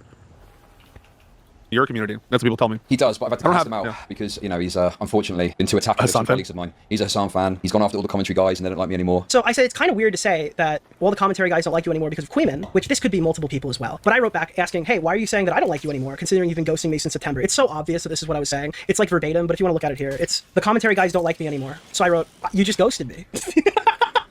Like, that's just fucking crazy. That's an insane thing that you did. Also, yeah, this is just the context of those messages too. I said that you haven't answered me since September because he hadn't answered me since September, just for your viewing pleasure. Lastly, there's this clip. It's not a safe space. Your friends put a bot on my server and put my paid Discord on a public website. Oh my god, dude. So he's reading this and he's like, Nick DiOrio, the guy from the commentary community, is horrified of screenshots. Bro, do you think that I am embellishing this? Your fucking, maybe not your guy, but I think you might have been even talking about it in your server. Some guy created a bot, put it in my paid server, connected it to a fucking website. This is not a screenshot. It's a live leak of every message that gets posted in my paid server of all my paid members supporting my channel. I don't care if you're screenshotting it, that's like, okay, whatever. They are mirroring my entire server. And you know who knew that? Well, Chud here, because he's reading a message where I verbatim say it. Now, this was inevitably taken down. Woo. Awesome. I think Aiden spread like a rumor that I was trying to sue the guy who did it. I don't know if this is like a fucking retarded position or what. I don't own Discord. I can't sue you for putting my member server on a website. That's stupid. I just wanted it down because that's kind of crazy. And it's like, are we gonna start like individually parsing the guys who give me money next? Is that the next thing that we're gonna do? Because you guys hate me that much? Is that the plan? Like, what's going on here? So I was like, yeah. So like, the problem with stuff like this, like, is it bad to mirror a paid thing? Maybe. I don't know. Like, I think to a normal person, it's like, is it really that big of a deal? I guess maybe you should pay money to see the chat. But the issue, if I had to guess, if Chud's community has like all the spicy chat people and all the people related to like Jistical and Queeman and Perry or whatever the fuck else, the reason why they mirror that is so that they can pick out names of people and then dox them and then harass them and then follow them around to other stream chats, to other Discords and on Twitter and like just go crazy obsessive hate mode on them across multiple accounts, across multiple domains, because this is what they do with everybody. So it wouldn't surprise me if that is what they were doing and scattered across 5 other fucking random Discord servers. Yeah. You're in a safe space on Discord. I'm not in a fucking safe space. I'm only saying that because like, I'm making a bit of an assumption here, but also I know these people do this, so I assume that if they're doing it to me, they're probably doing it to other people, including Nick. Nick's not mad, or my guess is Nick's not mad here that they are mirroring my paid-only chat, or maybe he is and he's retarded, I don't know. But my guess is he's not mad because they're mirroring my paid-only chat and I'm losing money. It's more that they're mirroring this so that they can A-log, meaning like track every single piece of information from any frequent poster in there so that they can harass them in other public spaces to get them to stop supporting DiOrio, basically. Because if you knew that place was being mirrored and that everybody was getting harassed who was part of that, well, why the fuck would you ever want to be in there, which is a value add for a subscription. So now you're going to be less likely to subscribe or participate in those spaces, and that's just how they slowly kind of try to destroy other things or places or people they don't like. Jesus Christ, this is exhausting. Because you guys hate me that much? Is that the plan? Like, what's going on here? So I was like, yeah, dude, you're in a safe space on Discord. I'm not in a fucking safe space, motherfucker. Your fucking fans are doing this shit. Stop stealing his Discord screenshots now. Stop stealing his Discord screenshots. He's got it in front of... They followed me onto Twitter and Reddit because I chatted in Food Shop's chat for a few days. LeMayo, they just spam Food Shop's #1 fan. I don't even watch it regularly. Yeah, it's a bunch of weird, cringe shit like that, yeah. ...and he just lies to you. He just lies to your face straight away. So that's the Oreo Rodeo. And then this is the last thing. Unfortunately, this is the only thing that I can't prove to you definitively because it's entirely fabricated. It just didn't happen. But I will preface something. This is what I'm going to say about this allegation. This one, after having been subjected to some deranged fucking attack against my credibility whilst I'm on holiday, and I'm the spineless one apparently. What the fuck? How about addressing the questions people are asking instead of just calling them retarded? What do you mean I'm addressing the questions, dude? I'm sorry, I was trying to pull up the clip that I wanted, but I got more of him yelling in his chat. I'm sorry, dude, I'm sorry. I actually didn't mean to do this. The fucking restart fucked me up. I didn't mean to put more. That's wonderful. Thank you for the super chat, thank you. Dude, he's got to stop being so sensitive, man. Didn't you also signal boost the Assange Crew's cancel culture allegation? Okay, this is clearly not what I wanted. Hold on, let me just get it quick. I know where to find it. If we can grab it. What the fuck? What the fuck? What happened? Why are we full screen? Bro, I'm a professional streamer, I promise you. This stream went so well up until the very last second. For non-scripted, this is actually fucking banger memes by Nick Diorio. I'm the spineless one. Actually, does it count if it's scripted? No, then every stream would be scripted. This is the way I do every stream. So this is how you know I'm live, by the way. Hello to Jinro777 with the cat emoji. I appreciate you if you hate me or don't. So the one that I'm looking for here is planned. Planned. Well, that would be plabbed. Planned. Sorry, the microphone's over the keyboard. So I'm looking for the one where he says planned. Oh, yeah, this is it. This is the. But yeah, it probably was planned. It probably was planned. What Chud's referring to here is he thinks that my friend Turkey Tom, whose multi-million-dollar channel and career was on the line, where he would get branded as like a fucking sex offender for the rest of his life, that he delayed his video intentionally to spite Chud on vacation as like a gift to me, or maybe he's just horrified of the 14K viewers Chud's gonna get. Let me just ease your tensions on this one. I'm not trying to get out of it. I'm not trying to hide anything. It's just not what happened. Unfortunately, it would be really funny if it was true, because that would mean that Chud Logic went on vacation for 2 weeks, which is identical to the amount of time that I couldn't respond to Chud Logic without fucking over my friendship with Turkey Tom, because Turkey Tom still had to respond to his allegations. So it is very funny, and it is very funny that it happened while Chud was on vacation, and I wish I thought of it, but I didn't. So that's my position on that. You can believe it or not believe it, but ultimately, if it was true, I'd be okay with it. It just didn't happen that way. Turkey Tom was getting accused of a various amount of things. You can go read the Kiwi Farms thread. Sacramento just kept going all weekend long. That is likely the reason why the video didn't get released on the planned whatever day it was actually going to come out. Because when you keep drip feeding things, you don't know if you're going to have to make 3 videos or 1 video. The intention is to make one definitive video, and I think any reasonable person would come to that conclusion, but Chud Logic is not a reasonable person. It's planned. He's almost as unhinged as YMS. No, dude, Chud Logic goes to this... Wait, do they hate Adam? He goes to this fucking Vietnamese brothel, okay, every single year. His fans different? know that he goes to this trans Vietnamese brothel every single year, dude. And fucking stupid Rob's Media has come out... I'm kidding. It's a joke. I make a YMS joke. Planned. You sound mad. It's fucking YMS's stupid movie commit. Sorry, right, dude. Current Nick just jumped over fucking retro 2022 Nick Diorio. My bad. Current Nick just jumped out at me. Sorry. I think it's just frustrating, really. It's just frustrating to witness such cowardice. So yeah, this is it. Chud Logic leaked a DM that had no context because his chat bullied him into it, and then I had to provide the rest of the content that I was perfectly fine with kind of just letting go until he decided to shank me in the back minutes after. I think this is just really shitty. Yeah, I think it's really shitty. Oh, dude, why is this different than all of the other... I was reading through the Reddit post, and people were like, dude, Chud does this to Nick all the time. Why is this one different? It's like, yeah, because you think I'm an unprincipled sex offender sweeper. Sure. That's like a ontologically evil position to be in. So ultimately, what does this mean? What does this mean for the channel? After this, we're going back to covering trending news coverage. This community is fucking gonzo. No remorse. The same thing I said during the Casalvo Edwin stuff. I'm never talking to Chud Logic again. Damn. I think warranted. I think that's a warranted position that I'm having. And yeah, that's probably the last time I will ever address this. The first and last time. It's nice. It's wrapped in a bow, and you'll see the segment tomorrow. Fuck this guy. Fuck the community that controls this guy. Fuck his friends. Fuck his family. Fuck the entire Great Britain as a whole. I should have known better than to trust an English YouTuber. I respected this guy immensely. The way that he navigated his Destiny drama to defend DK editing, I thought he was one of the most principled people I've ever interacted with. I was clearly wrong. This guy totally sucks, and this is why I hate Chud Logic. So ladies and gentlemen, I don't even know how many of you are now here. Listen, I will be fair. Enjoy. I know what people in chat are thinking and are going to say, okay? But my concern, ladies and gentlemen, is the big sweep might be on, okay? The big sweep might be on, okay? I am not participating in the big sweep, okay? This is a totally legitimate story to cover and talk about, and that's the end of it, bro. Now, I don't think... Listen, guys, okay? Listen, okay? I do not believe that people have got an obligation to cover anything. People can cover what they want, okay? But my question would be, what would the coverage be like if... Okay, and then this was Chud Logic's side of this? Wait. Oh, no, wait, this is the same video. Fuck. Apparently there were DMs by Chud Logic or Discord messages. Do you think anyone will walk anything back after the video you make explaining things with a lawsuit or no? In the actual crazy communities, no, for sure not. That's when you have an idea related to like a, I call these transcendental ideas, things that are over everything else. A transcendental idea is like a thing that, it's true axiomatically. So like God is, like God is God, right? He can never be wrong. He's all powerful. No matter what explanation you have for a thing, or rather, no matter what thing happens, no explanation can ever contradict that idea. So for people who are in like the queen logistical space, like I am a manipulator, rapist who abuses everybody around me and maybe is sociopathic and also likes kids or whatever. Like no matter what comes out, you always have to believe that thing. So those people's minds will never be changed. But the like the people around it, like the people who get exposed to it, there'll be like a thing that I can point to at least. It's like, oh well, here's an explanation for how unbelievably fucking crazy all of this shit was. And then other people who are like tertiary, I guess, to our communities, or who are kind of outside the immediately obsessive people, will be able to look at something else.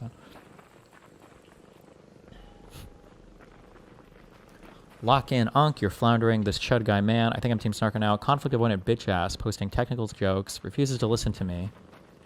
His spiritual advisor, and then starts mid-posting. They're calling me the most raped Chud fan of all time. This was them responding to Nick's live stream, I guess. Dude, his fans are already flooding into the stream chat. Many of them have never even chatted before. Ha ha ha. These are the people I'm losing. Bro, they mobbed your videos. Prefer for Chud to be raped because I won't be able to Jenny tonight. Ha ha ha.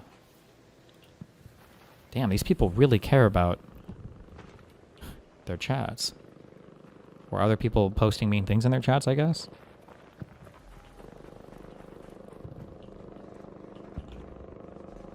These DMs feel like you're tiptoeing because you are, and I speak more definitively. You can't give liars any wiggle room. Also, he wants to poach DK. Mention that in your coverage for me. Bro, how, this guy, fuck me. Chud is currently responding on stream. I don't think I want to watch a live response because I feel like that could take like hours.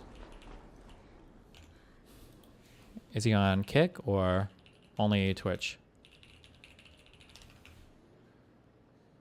Terry community on Augie's stream founded like by the minutes, guys in the trenches fighting every little talking point?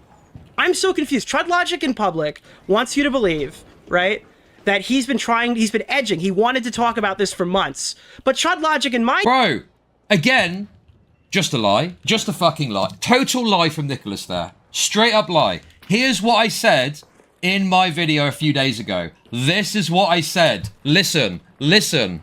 Again. Listen again. Once again. Wait. Chud, was Jessica right in there before I joined or after I joined? I've tried to message you. What are these comments that you're making? Right? And once again, I tried to play the fucking peacemaker because this is the thing with Nicholas Diorio, dude. This is the problem. Okay? He wants to have a private conversation to cool things down. And I, to my discredit, criticize me for all this if you want to. I've allowed that to happen. And I've been like, do you know what? I do like Nicholas. I do appreciate what he's done for me. I don't want to get into some fucking fight over this, okay? Yes, I have been a pussy. I have been a pussy. Do you think it annoys the Snarker / Kiwi Farm people that after all the court shit, it's had little fucking live viewership? Like, it seems like they keep promising the end of your career. Yeah, but for the Kiwi Farms people, a lot of them have fallen off and gotten bored. There's a few posters still there. I don't know how many of them are black, because a lot of them like to make AKAs. If I had to guess, my Kiwi Farms thread is probably active with like anywhere from like 3 to 8 actual people, maybe. They'll cope and say that like, well, he had to spend money or whatever else, so it was actually an absolute victory or something else. But I mean, people have been saying for over a decade, like, this is the last thing, his career's fucking over, blah, blah, blah. So what are you gonna say? I don't want no drama with you, Nick Diorio.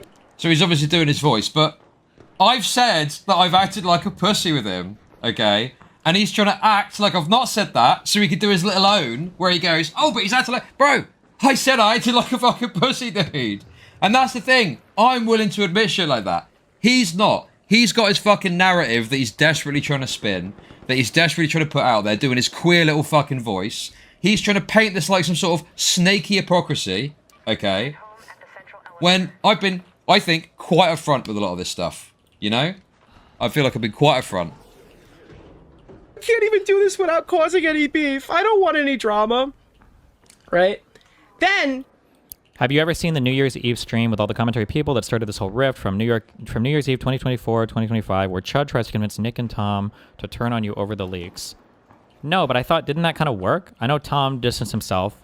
Didn't Nick, I feel like I'm annoyed over Nick over that, but I don't remember why. I feel like he said or did some, what I thought was cringe shit towards me, but I guess I don't remember. So I don't know why they would have, I I know he was the one who told Willie Mack to call the fucking FBI, which I thought was fucking retarded. Or actually, no. I try to be clear on that. I think if Willie wanted to call the FBI, I think it was fine. It was making the YouTube video over it was fucking retarded. I don't remember if Nick said that he encouraged Willie to call the FBI or encouraged Willie to make a YouTube video on it. The video was fucking retarded. No. Yeah, Nick was posting a lot on Twitter about it, but I don't remember. He led the pedo shit? Okay, King.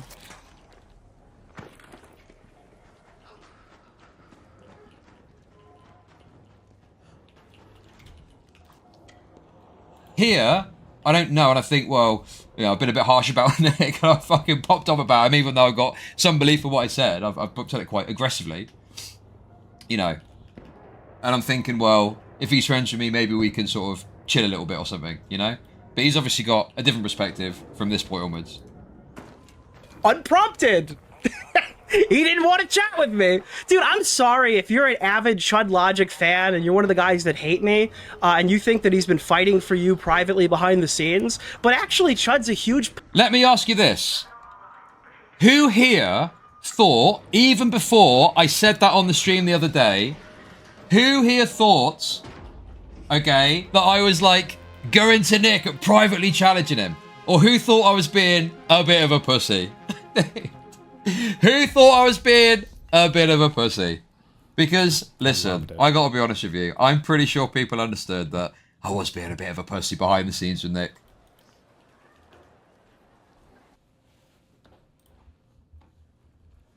Pussy. And he didn't want any beef with me for the longest time. And this is how he talked to me in DMs. Okay. Tell me if anything involves with that. I don't know. Seems cringe, boring.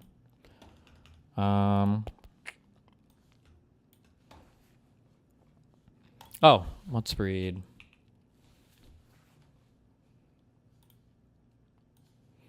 Lauren published a big book about her. I think Time is like a, I don't know what they call themselves, alt-writer, far-right, whatever the fuck. And I think she's been writing a few Substack posts to address some final things, or if people are talking shit online or saying that something wasn't explained.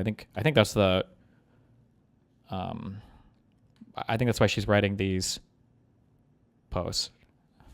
I think.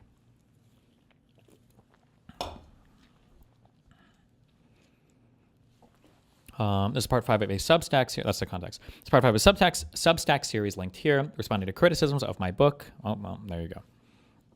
The book argues that much of the political ecosystem runs on drugs, money, and celebrity rather than truth. Duh. Do you think she drew this picture?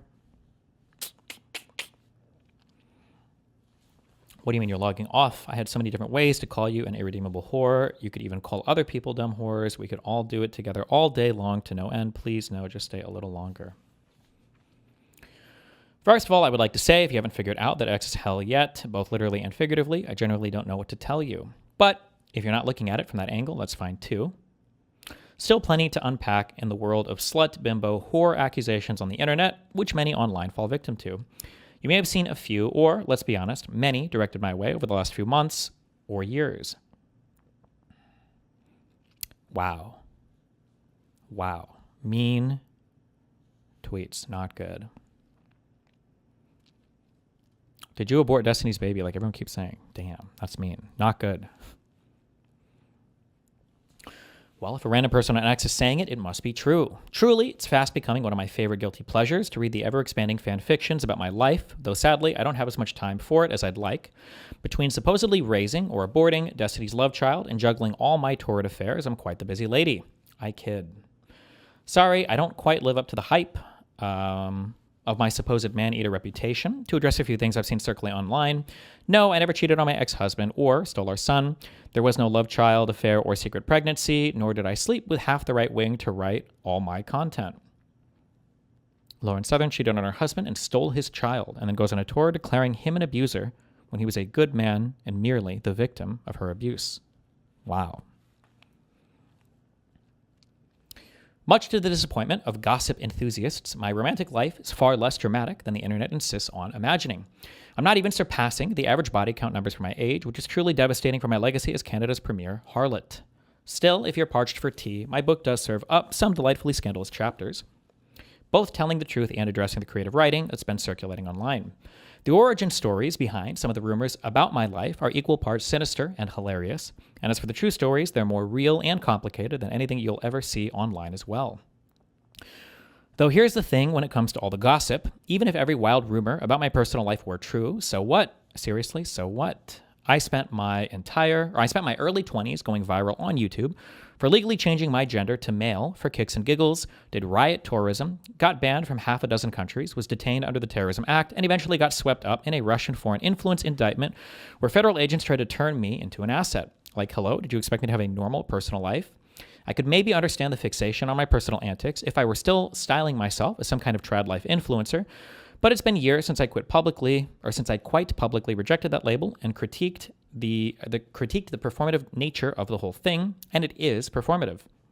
And sure, I probably did deserve a bit of the leopards ate your face when my marriage ended. Oh well, we live and learn.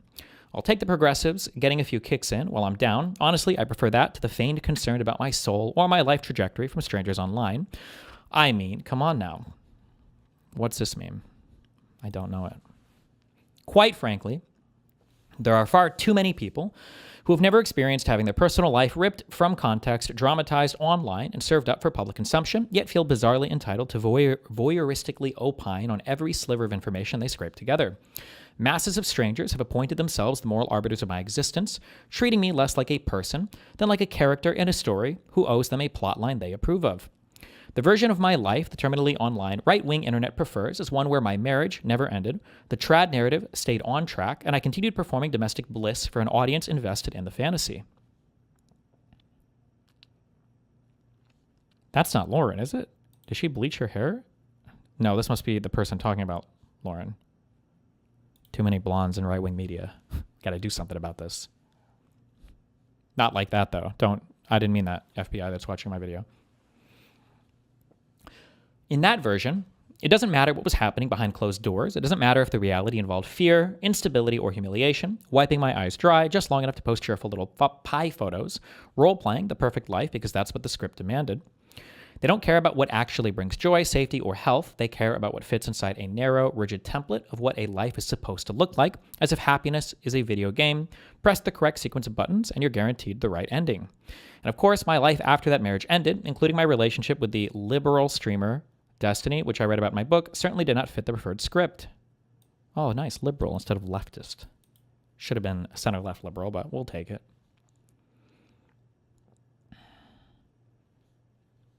Jesus. I love you, but please turn off your phone or give me a call. I cannot support hate. Please stop this. I know this isn't your heart. Aww. If you're unfamiliar with the lore, here's the timing. The very same day I was flying out to Ottawa in late 2024 under threat of criminal charges to testify before the Canadian government that I was not, in fact, a Russian spy, my old DMs with Destiny, Stephen Bonnell were leaked. That should be Stephen Bonnell the second, but okay. Your Honor, I don't have time for this. Don't you know I'm being canceled by right-wing Twitter right now? Messages from years back in which we confess to loving one another, but I've never quite figured out how to convey to a normal person just how massive that was, but anyone terminally online can still feel the collective scandalized gasp, the kind that basically broke the internet for a few days. I was relentlessly dunked on for this for months, as Stephen and I's respective online personalities and public fiery debates did not line up with these private chats whatsoever. To boot, the public discovered that far worse than being a hoe, I am in fact a hopeless romantic cringe.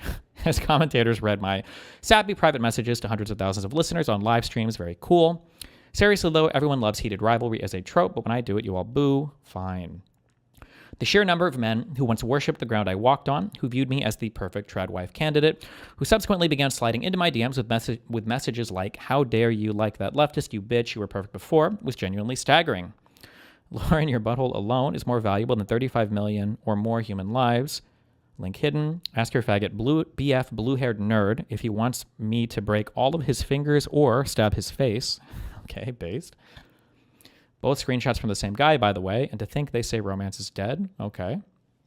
That was actually me on my other accounts, by the way. The dentist plan, right? I do have to wonder whether it ever crossed their minds that perhaps I don't want to be perfect for them. Perhaps that was never the goal, not least because in their eyes, I'm not a human being at all. To them, I'm a character, as are all the personalities they interact with online. Given this, was this written before or after the Sarah Stock thing? Because it was before, it was pretty funny. I'm sure it was planned before, but... Given this, it really shouldn't be shocking that I'd get along much better with someone like Stephen who, while not sharing my politics, shared many of the same life experiences as an online personality, someone who can distinguish performance from personhood, and who isn't inclined to moralize about my history or treat my life like public property the way the scorned men in my inbox so often do.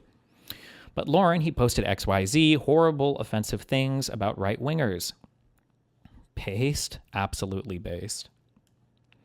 Yeah, I've never been thrilled about that either, but let's be honest, the very same people clutching their pearls over his online behavior spent a decade posting memes of leftists edited into gas chambers with Pepe grinning and pressing the bye-bye button. I spent a long time in the right-wing political space. I still have plenty of friends in that world, lots of whom I love dearly, despite their offensive proclivities as well. And I can tell you definitively, that the ones acting the most offended now are usually the ones who kept their own worst impulses confined to private group chats instead of public timelines, and somehow think that grants them the moral high ground. Worse still are the people who live lives every bit as degenerate as those they criticize on the left, yet dial up their moral hysteria for the cameras because their public brand depends on the performance. Frankly, the only real difference between dating Destiny and dating certain large right-wing figures was that I found out he liked men before we started hanging out, and I didn't have to slip my credit card under the table at the restaurant. Okay, I'm barely bi, so I don't appreciate that. What is slip my credit card under the table at the restaurant? Wait, what does that mean? Oh, like if the woman is paying, the man doesn't want to be embarrassed, is what, based? I know everyone far too well to take the theatrics seriously. It's shameless and utterly transparent. The endless whinging about people's personal romantic lives, the breathless, oh my goodness, what did he do? What did she do? Their past is so outrageous. It's insufferable, and as we discover time and time again, almost always coming from people with just as many skeletons in their own closet. If I'm fortunate enough to keep my soul intact through all this and make it to the pearly gates, I can assure you they won't be populated by performatively scandalized Pharisees. And if by some cosmic mistake they are, I'll happily pivot and walk myself right back to hell. That's an atheist quote, but okay. In the faith I was raised on, Christ didn't die on the cross so we could spend the rest of our lives on a perpetual public apology tour for sins he's already forgiven. And even when people are still struggling with self-destructive patterns, which is all of us, all the time, I can assure you that God didn't appoint some dude named 1488 Hitler Penis to be anyone's sanctification supervisor via X.com. I don't know what version of the Bible the Cross and Bio boys are reading from, but perhaps their translation came with footnotes from TMZ. I view the sanctimonious trads no different from progressives who want you to vomit, faint, and publicly weep over an offensive tweet from a decade ago.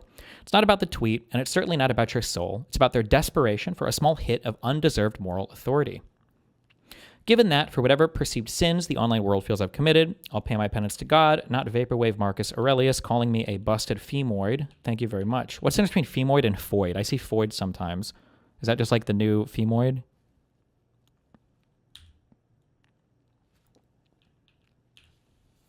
It's the same thing? Okay. Seriously, who are these people? The kind of people who will yell, slut, or randomly speculate about your sexual history don't really exist in the real world outside of abusive relationships or the occasional drug-addled stranger screaming into the abyss or screaming into the ether as you cross to the other side of the street trying to avoid eye contact. I am begging you to go outside if you think anybody is talking about body count and sexual market value other than online schizoids. Oh, I've seen this before. Be me, 23-year-old NEET. Get off my ass for once and sign up for community college, attend classes in person because I know if I do online, I'll slack off. Interact with other people for the first time in 5 years since high school. Nobody talks about sexual market value. Nobody cares about bone structure or physiognomy. Girls aren't immediately rejecting guys with negative canthal, tilt, or recessed chins. See other bald/balding people my age socializing and having friends. Tentatively ask if I can sit near a group of people, guys and girls. They say sure and include me in their conversation. Did 4chan lie to me about normies? What the fuck? Given this, I think we're dealing with two main species, bots and people so ashamed of their behavior they never dream of attaching a face to it. Oh, and of course, there's a handful of influencers who simply profit from saying inflammatory nonsense. In fact, I recently confronted one popular creator who made a YouTube video calling me a lying whore after I published my book. We ran into each other at an in-person event, and almost immediately he walked back his statements the moment he was pressed face-to-face. The whole thing would be funny if it weren't so bleak. It is a performance, plain and simple. I think the saddest part, though, is that the audiences these influencers are performing for are increasingly non-existent. In the later chapters of my book, This Is Not Real Life, she should be linking to it when she says it here. Not good. I talk about my growing concern with something called dead internet theory. It's the idea that the majority of content and the users online are no longer human. Some research even suggests up to 3/4 of Twitter is fake, which is very much in line with trends I've observed over the last decade, not to mention the great foreign bot farm reveal. Meet the 24-year-old Ottawa software engineer who runs a MAGA bot based. This guy currently runs right-wing bot accounts posting 2,000 times a day for him, and you're out here taking comments section seriously? My brother in Christ, you're being gaslit by clankers. My concern was largely sparked by observing my peers and I in the political space becoming undeniably audience-captured, speaking in ways I never saw them speak when we were younger or in person, remaining silent about things they knew to be true because of the potential online mob. It felt like governments or interest groups were pushing us in directions that served the old machine. Creators get bought off, new e-celebs are conjured out of thin air, and the original political oddballs, if not financially captured, are still shaped by notifications, view counts, and likes. It's not really a theory anymore, it's just what's happening. While I was at the height of my spiraling over this last year, I decided to disable notifications from any account on X that didn't have a verified email or phone number. My notifications were instantly reduced by around 90%. It was one of the most eye-opening discoveries of my life. It's not that I don't see criticisms anymore, just that the criticism I do see is original, sounds like something an actual human might say, and isn't an endless repetition of the same easily programmed, highly inflammatory buzzwords. I also received significantly fewer nasty messages or comments on platforms like Instagram, which use real identification systems for ID. The few that I do receive are almost always low to no follower accounts created within the last few days from regions where women are still being stoned to death, hard to take seriously. What's more interesting, though, are the few messages that do seem to come from authentic accounts. So let's get into the other side of this equation, the real people. Sure, it'd be nice and tidy to just tell myself that all the hate I get is from astroturfing bots, and honestly, a lot of it probably is. But let's be real, it's also clearly energized an actual group of people. Last week, I randomly decided to respond to a rather mean DM from a man in the UK. Out of curiosity, because his account appeared authentic, his reply came in almost instantly. I actually feel so bad now, I didn't even think you would see that. You're a lovely girl. I shouldn't have opened my big fat gob. Next time you're in England, I'll buy you a drink to say sorry. Laughing face emoji. I am a real person who sees things people say to me. Oh, I've gotten a lot of these before, where if you respond to one, they'll human up very quickly. I appreciated his humility/confession, and it certainly wouldn't be the first time I've had an interaction like this. That, I think, is another piece of the puzzle. People who've been unwittingly swept up in manufactured outrage, products of astroturfing, not the architects. They don't even necessarily know why they believe or think the way they do. It's totally unconscious. Mob mentality that they're shocked by themselves when made aware of it. When I was in the WWE, I saw something that stuck with me, not in the ring, but backstage. There'd be a wrestler they were trying to put over, someone the crowd just wasn't vibing with. You'd hear boos from the audience, or worse, dead silence, no reaction, and that's death in wrestling.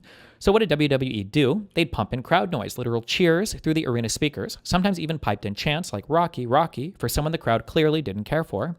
And then I'd watch from the monitors backstage as the real audience started to fall in line. Like that fake reaction gave them permission to cheer, and they did. That's when it hit me. Most people don't think with their own mind, they follow the noise.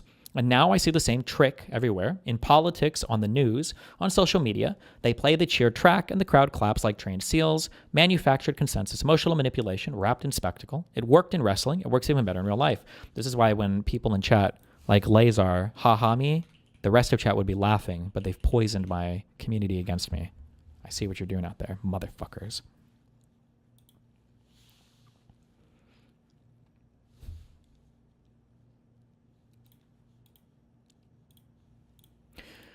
I think a lot of teenagers fall into this category as well and will eventually grow out of some of their more youthful hubris that's been hijacked by bot armies, boobs, and videos of fast cars. I remember that Sneeko video. Oof. Give me a call if you ever want to cause another conservative influencer scandal. LeMayo, good one. It would be even better if we followed through. Oh, thirsty. Sorry, white American male. I respect you shooting your shot, but I'm a post-wall cat lady. I only like lesbians and gay liberals. You haven't considered the fact that I want a maple syrup MILF with a history of scandal. Nice. Every once in a while, I get a cheeky DM from some Zoomer griper that reminds me that 90% of their politics is just to be transgressive. Yeah, that was also me on another account. But there's also undeniably a group of real people who have not been unwittingly swayed by astroturfing and rather finally found a safe space to indulge their worst impulses. This would be the dedicated followers of the likes of Andrew Tate, the honorary alumni of Hustlers University, majoring in gullibility with a minor in getting rug pulled. I saw Andrew respond to my post on X about his crimes with some nonsense about me being a slut who wanted him. Who knew that ignoring someone's messages was the new height of romantic yearning? Maybe I really am out of touch with dating etiquette. Much like Andrew, most of his fans' criticisms of my Substack and book were just as sophisticated. You're a whore, that's it, full stop. Now, if you read my first Substack or my book, you'll know the majority of their contents weren't about sex at all. They were about things like power, manipulation, belief, politics, crime, faith, and the messier corners of human psychology. At the core, reckoning with my own pride. All topics that could spark thoughtful criticism and real conversation if the people reacting were capable of either. But it should be no surprise that the audience of a pornographer and sex trafficker can only interpret ideas through the lens of sex. Though to even use the word interpret is generous. What we're watching with the constant manosphere whinging about whores and thoughts and body count this, body count that, it's simply the predictable behavior of porn addicts and materialists. Their entire worldview reduces every critique, every conversation to sexual rumors about others, men and women alike. They operate not in reality, but in digital gossip and projection. It's not even fun or interesting gossip either. They don't care about or understand relationship dynamics or emotions. It's all just base perversions. And the saddest part is, from the way many of these Manosphere posters speak, despite their fixation, they seem to have very little understanding of sex itself. People who actually revere sex, who experience it as something intimate, layered, spiritually or emotionally meaningful, simply don't talk about it with this level of flippancy. Reverence creates discretion. Instead, they've hollowed sex out, stripped it of depth, and left only the crude shell, just as their false saint has done. We often hear that Andrew Tate speaks hard truths, that he's an important voice, but ask yourself, would his audience listen to him if he said the exact same thing, but were a humble, small-town man with no flashy cars or stories of conquest? Of course not. His appeal isn't intellectual, it's aesthetic. It is the cars, the women, the performance of status and sex. And part of the pushback I faced upon publication of my book comes from the same dynamic. As much as it pains me to admit it, especially given all the risks I've taken throughout my career, the endless hours of work and legal, financial, social consequences, etc., in truth, for many people, my appeal was never really about substance. It was aesthetic. They didn't want ideas. They wanted a pretty blonde girl to deliver an ideological lap dance. You're so right, baby. I wasn't supposed to stand up and say, what the hell, this is kind of weird, and actually you're wrong sometimes, and so am I. I wasn't even supposed to have thoughts of my own at all, just nod, giggle, and validate theirs. Now I'm off the plantation, and to them, I'm just the whore who escaped. This is why we only liked Lauren when we had the Obama video. True. Once again, addicts filter the world through their addiction. I smoked for a while, and everything became a reason to smoke. Fresh air, perfect for a cigarette, finished a task, I deserve one. Stress, just needed to calm down. So I do sympathize. With those struggling with porn addiction. It doesn't make anyone worthless or irredeemable, but it's brutal when nicotine comes as candy mist and porn as the first thing you see when you open social media. Escape is possible, but hard. Porn addiction is more common than smoking. Women are catching up, but among men, estimates suggest 75 to 90% consume it weekly.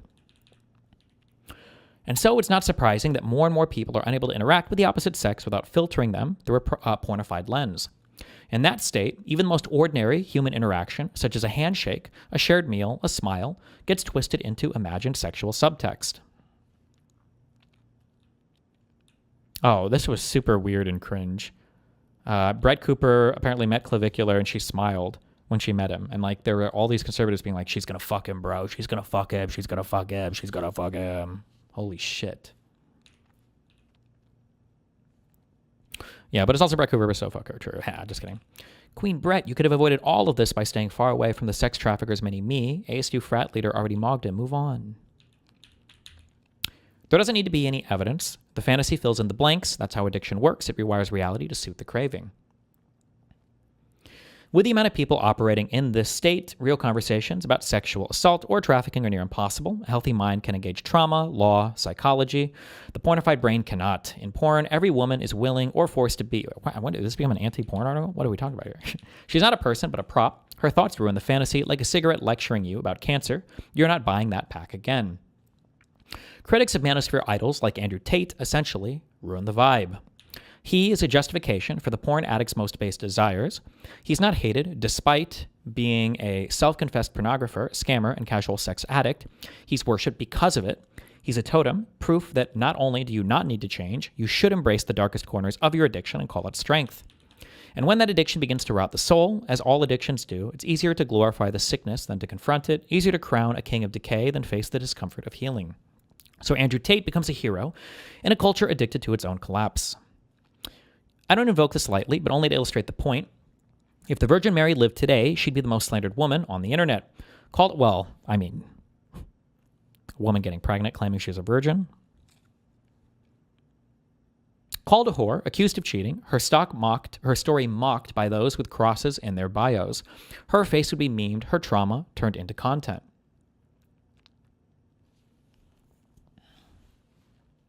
While I am certainly not Mother Mary, anyone afraid of public scorn for telling the truth should remember to be hated by a world that once crucified the perfect man is no insult. That said, I've taken the time to respond and to write a book that's quite open about my flaws, not because I fear being disliked, but because that old line, the world hates me because I speak uncomfortable truths, is used just as often by hacks dodging accountability as by people telling the truth. The difference is in the pattern. Do their truths ever come at their own expense, or only when they defend themselves or line their pocketbooks? Do they invite scrutiny or demand loyalty and treat all dissent as betrayal? Do they genuinely challenge ideas or just insult, name-call, and toss out empty legal threats to perform and intimidate? I believe some people care about truth, but too many are just hoping no one notices the emperor's doing TikTok in a bathrobe, with his moral bankruptcy barely concealed by a ring light. Are you all getting bored of it yet? I sure am. Now let's tie this all up nicely with some last thoughts in part 6 here. P.S. Really annoying. Okay, I didn't know this upper part was so long, okay, but...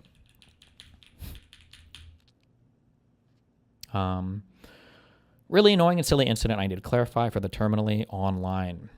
Not that I owe the internet any information about my life, but since this is the only Substack post I mention Stephen Destiny in, I should clarify something here. For readers of my book, the Tesla Añejo chapter/incident was the last time I had seen Stephen. It was the day Trump got shot, and we got into a heated disagreement that genuinely felt like it might be the last time we'd ever speak. Based. Occasionally, internet anons come up with something funny. Later, I sent my book to a range of political figures, from furthest left to furthest right, Stephen included. I'm glad to say we've since buried the hatchet. Stephen and I get along well, with the minor exception that we disagree on just about everything. Ironically, catching up with him was a great reminder of why I wrote the book in the first place. Of course, we couldn't just have a normal human interaction without internet crazy land intervening. At some point, people online began posting about how we met up at a bar in Austin, Texas, which, quite frankly, while it wasn't meant to be some clandestine meeting, is an insane thing for anyone to be tracking. The fact that people monitor the movements of micro-political e-celebs, micro? I'm like I'd say medium. Well, if we're saying e-celebs, I feel like a medium-large for e-celeb. I think I get at least medium there, but okay. Of micro-political e-celebrities is a serious indictment of their mental health. Nevertheless, it's true. Wait, why is this red?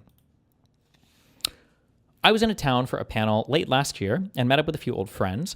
The evening I saw Stephen, I suggested we go to 6th Street, a popular music, bar, comedy, tourist strip. Minutes after arriving, in what felt like a schizophrenic hallucination, a woman started screaming at us and sprinting across the road with her iPhone out recording. Knowing I wanted absolutely nothing to do with the clout harvesting ritual that was about to occur, I immediately turned my heel and walked away, only to be chased down the street while she filmed.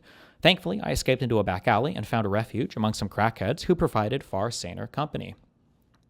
Naturally, this woman later posted online claiming that, rather than it being my idea to go to a bar on 6th Street, Stephen had actually dragged me into a witness intimidation scheme to stalk and harass her, and that we had been patrolling the neighborhood on the prowl to find her.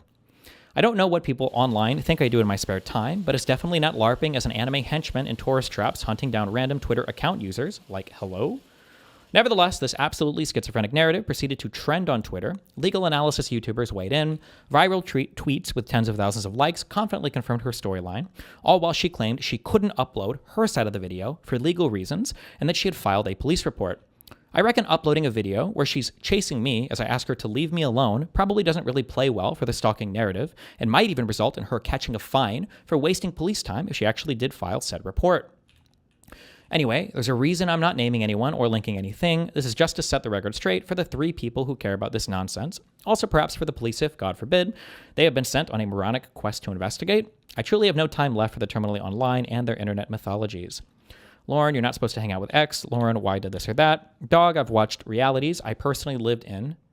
get inverted in real time 1,000 times over. Online, people perpetually confuse narrative for truth, content for human interaction, and proximity to a screen for understanding someone's life. I'll try to write about actual reality in this Substack when I can, but I'm one person versus a small army of full-time attention crackheads and narrative engineers who are financially incentivized to lie 24/7. A friend reminded me that I wrote an article in 2021 called The Rise of Systemic Tabloidism about the exact phenomenon I discussed later in my book. I totally forgotten I wrote this article, which caused my friend to say that I was yet again too early, so early that I don't even remember it. So if I can't even remember what I've written in the past, I certainly can't keep up with all the e-drama about myself, nor should I have to. Please, if I do something you don't understand, just remember what you read online is not real life. Good luck out there, and stay sane. Wow. Epic.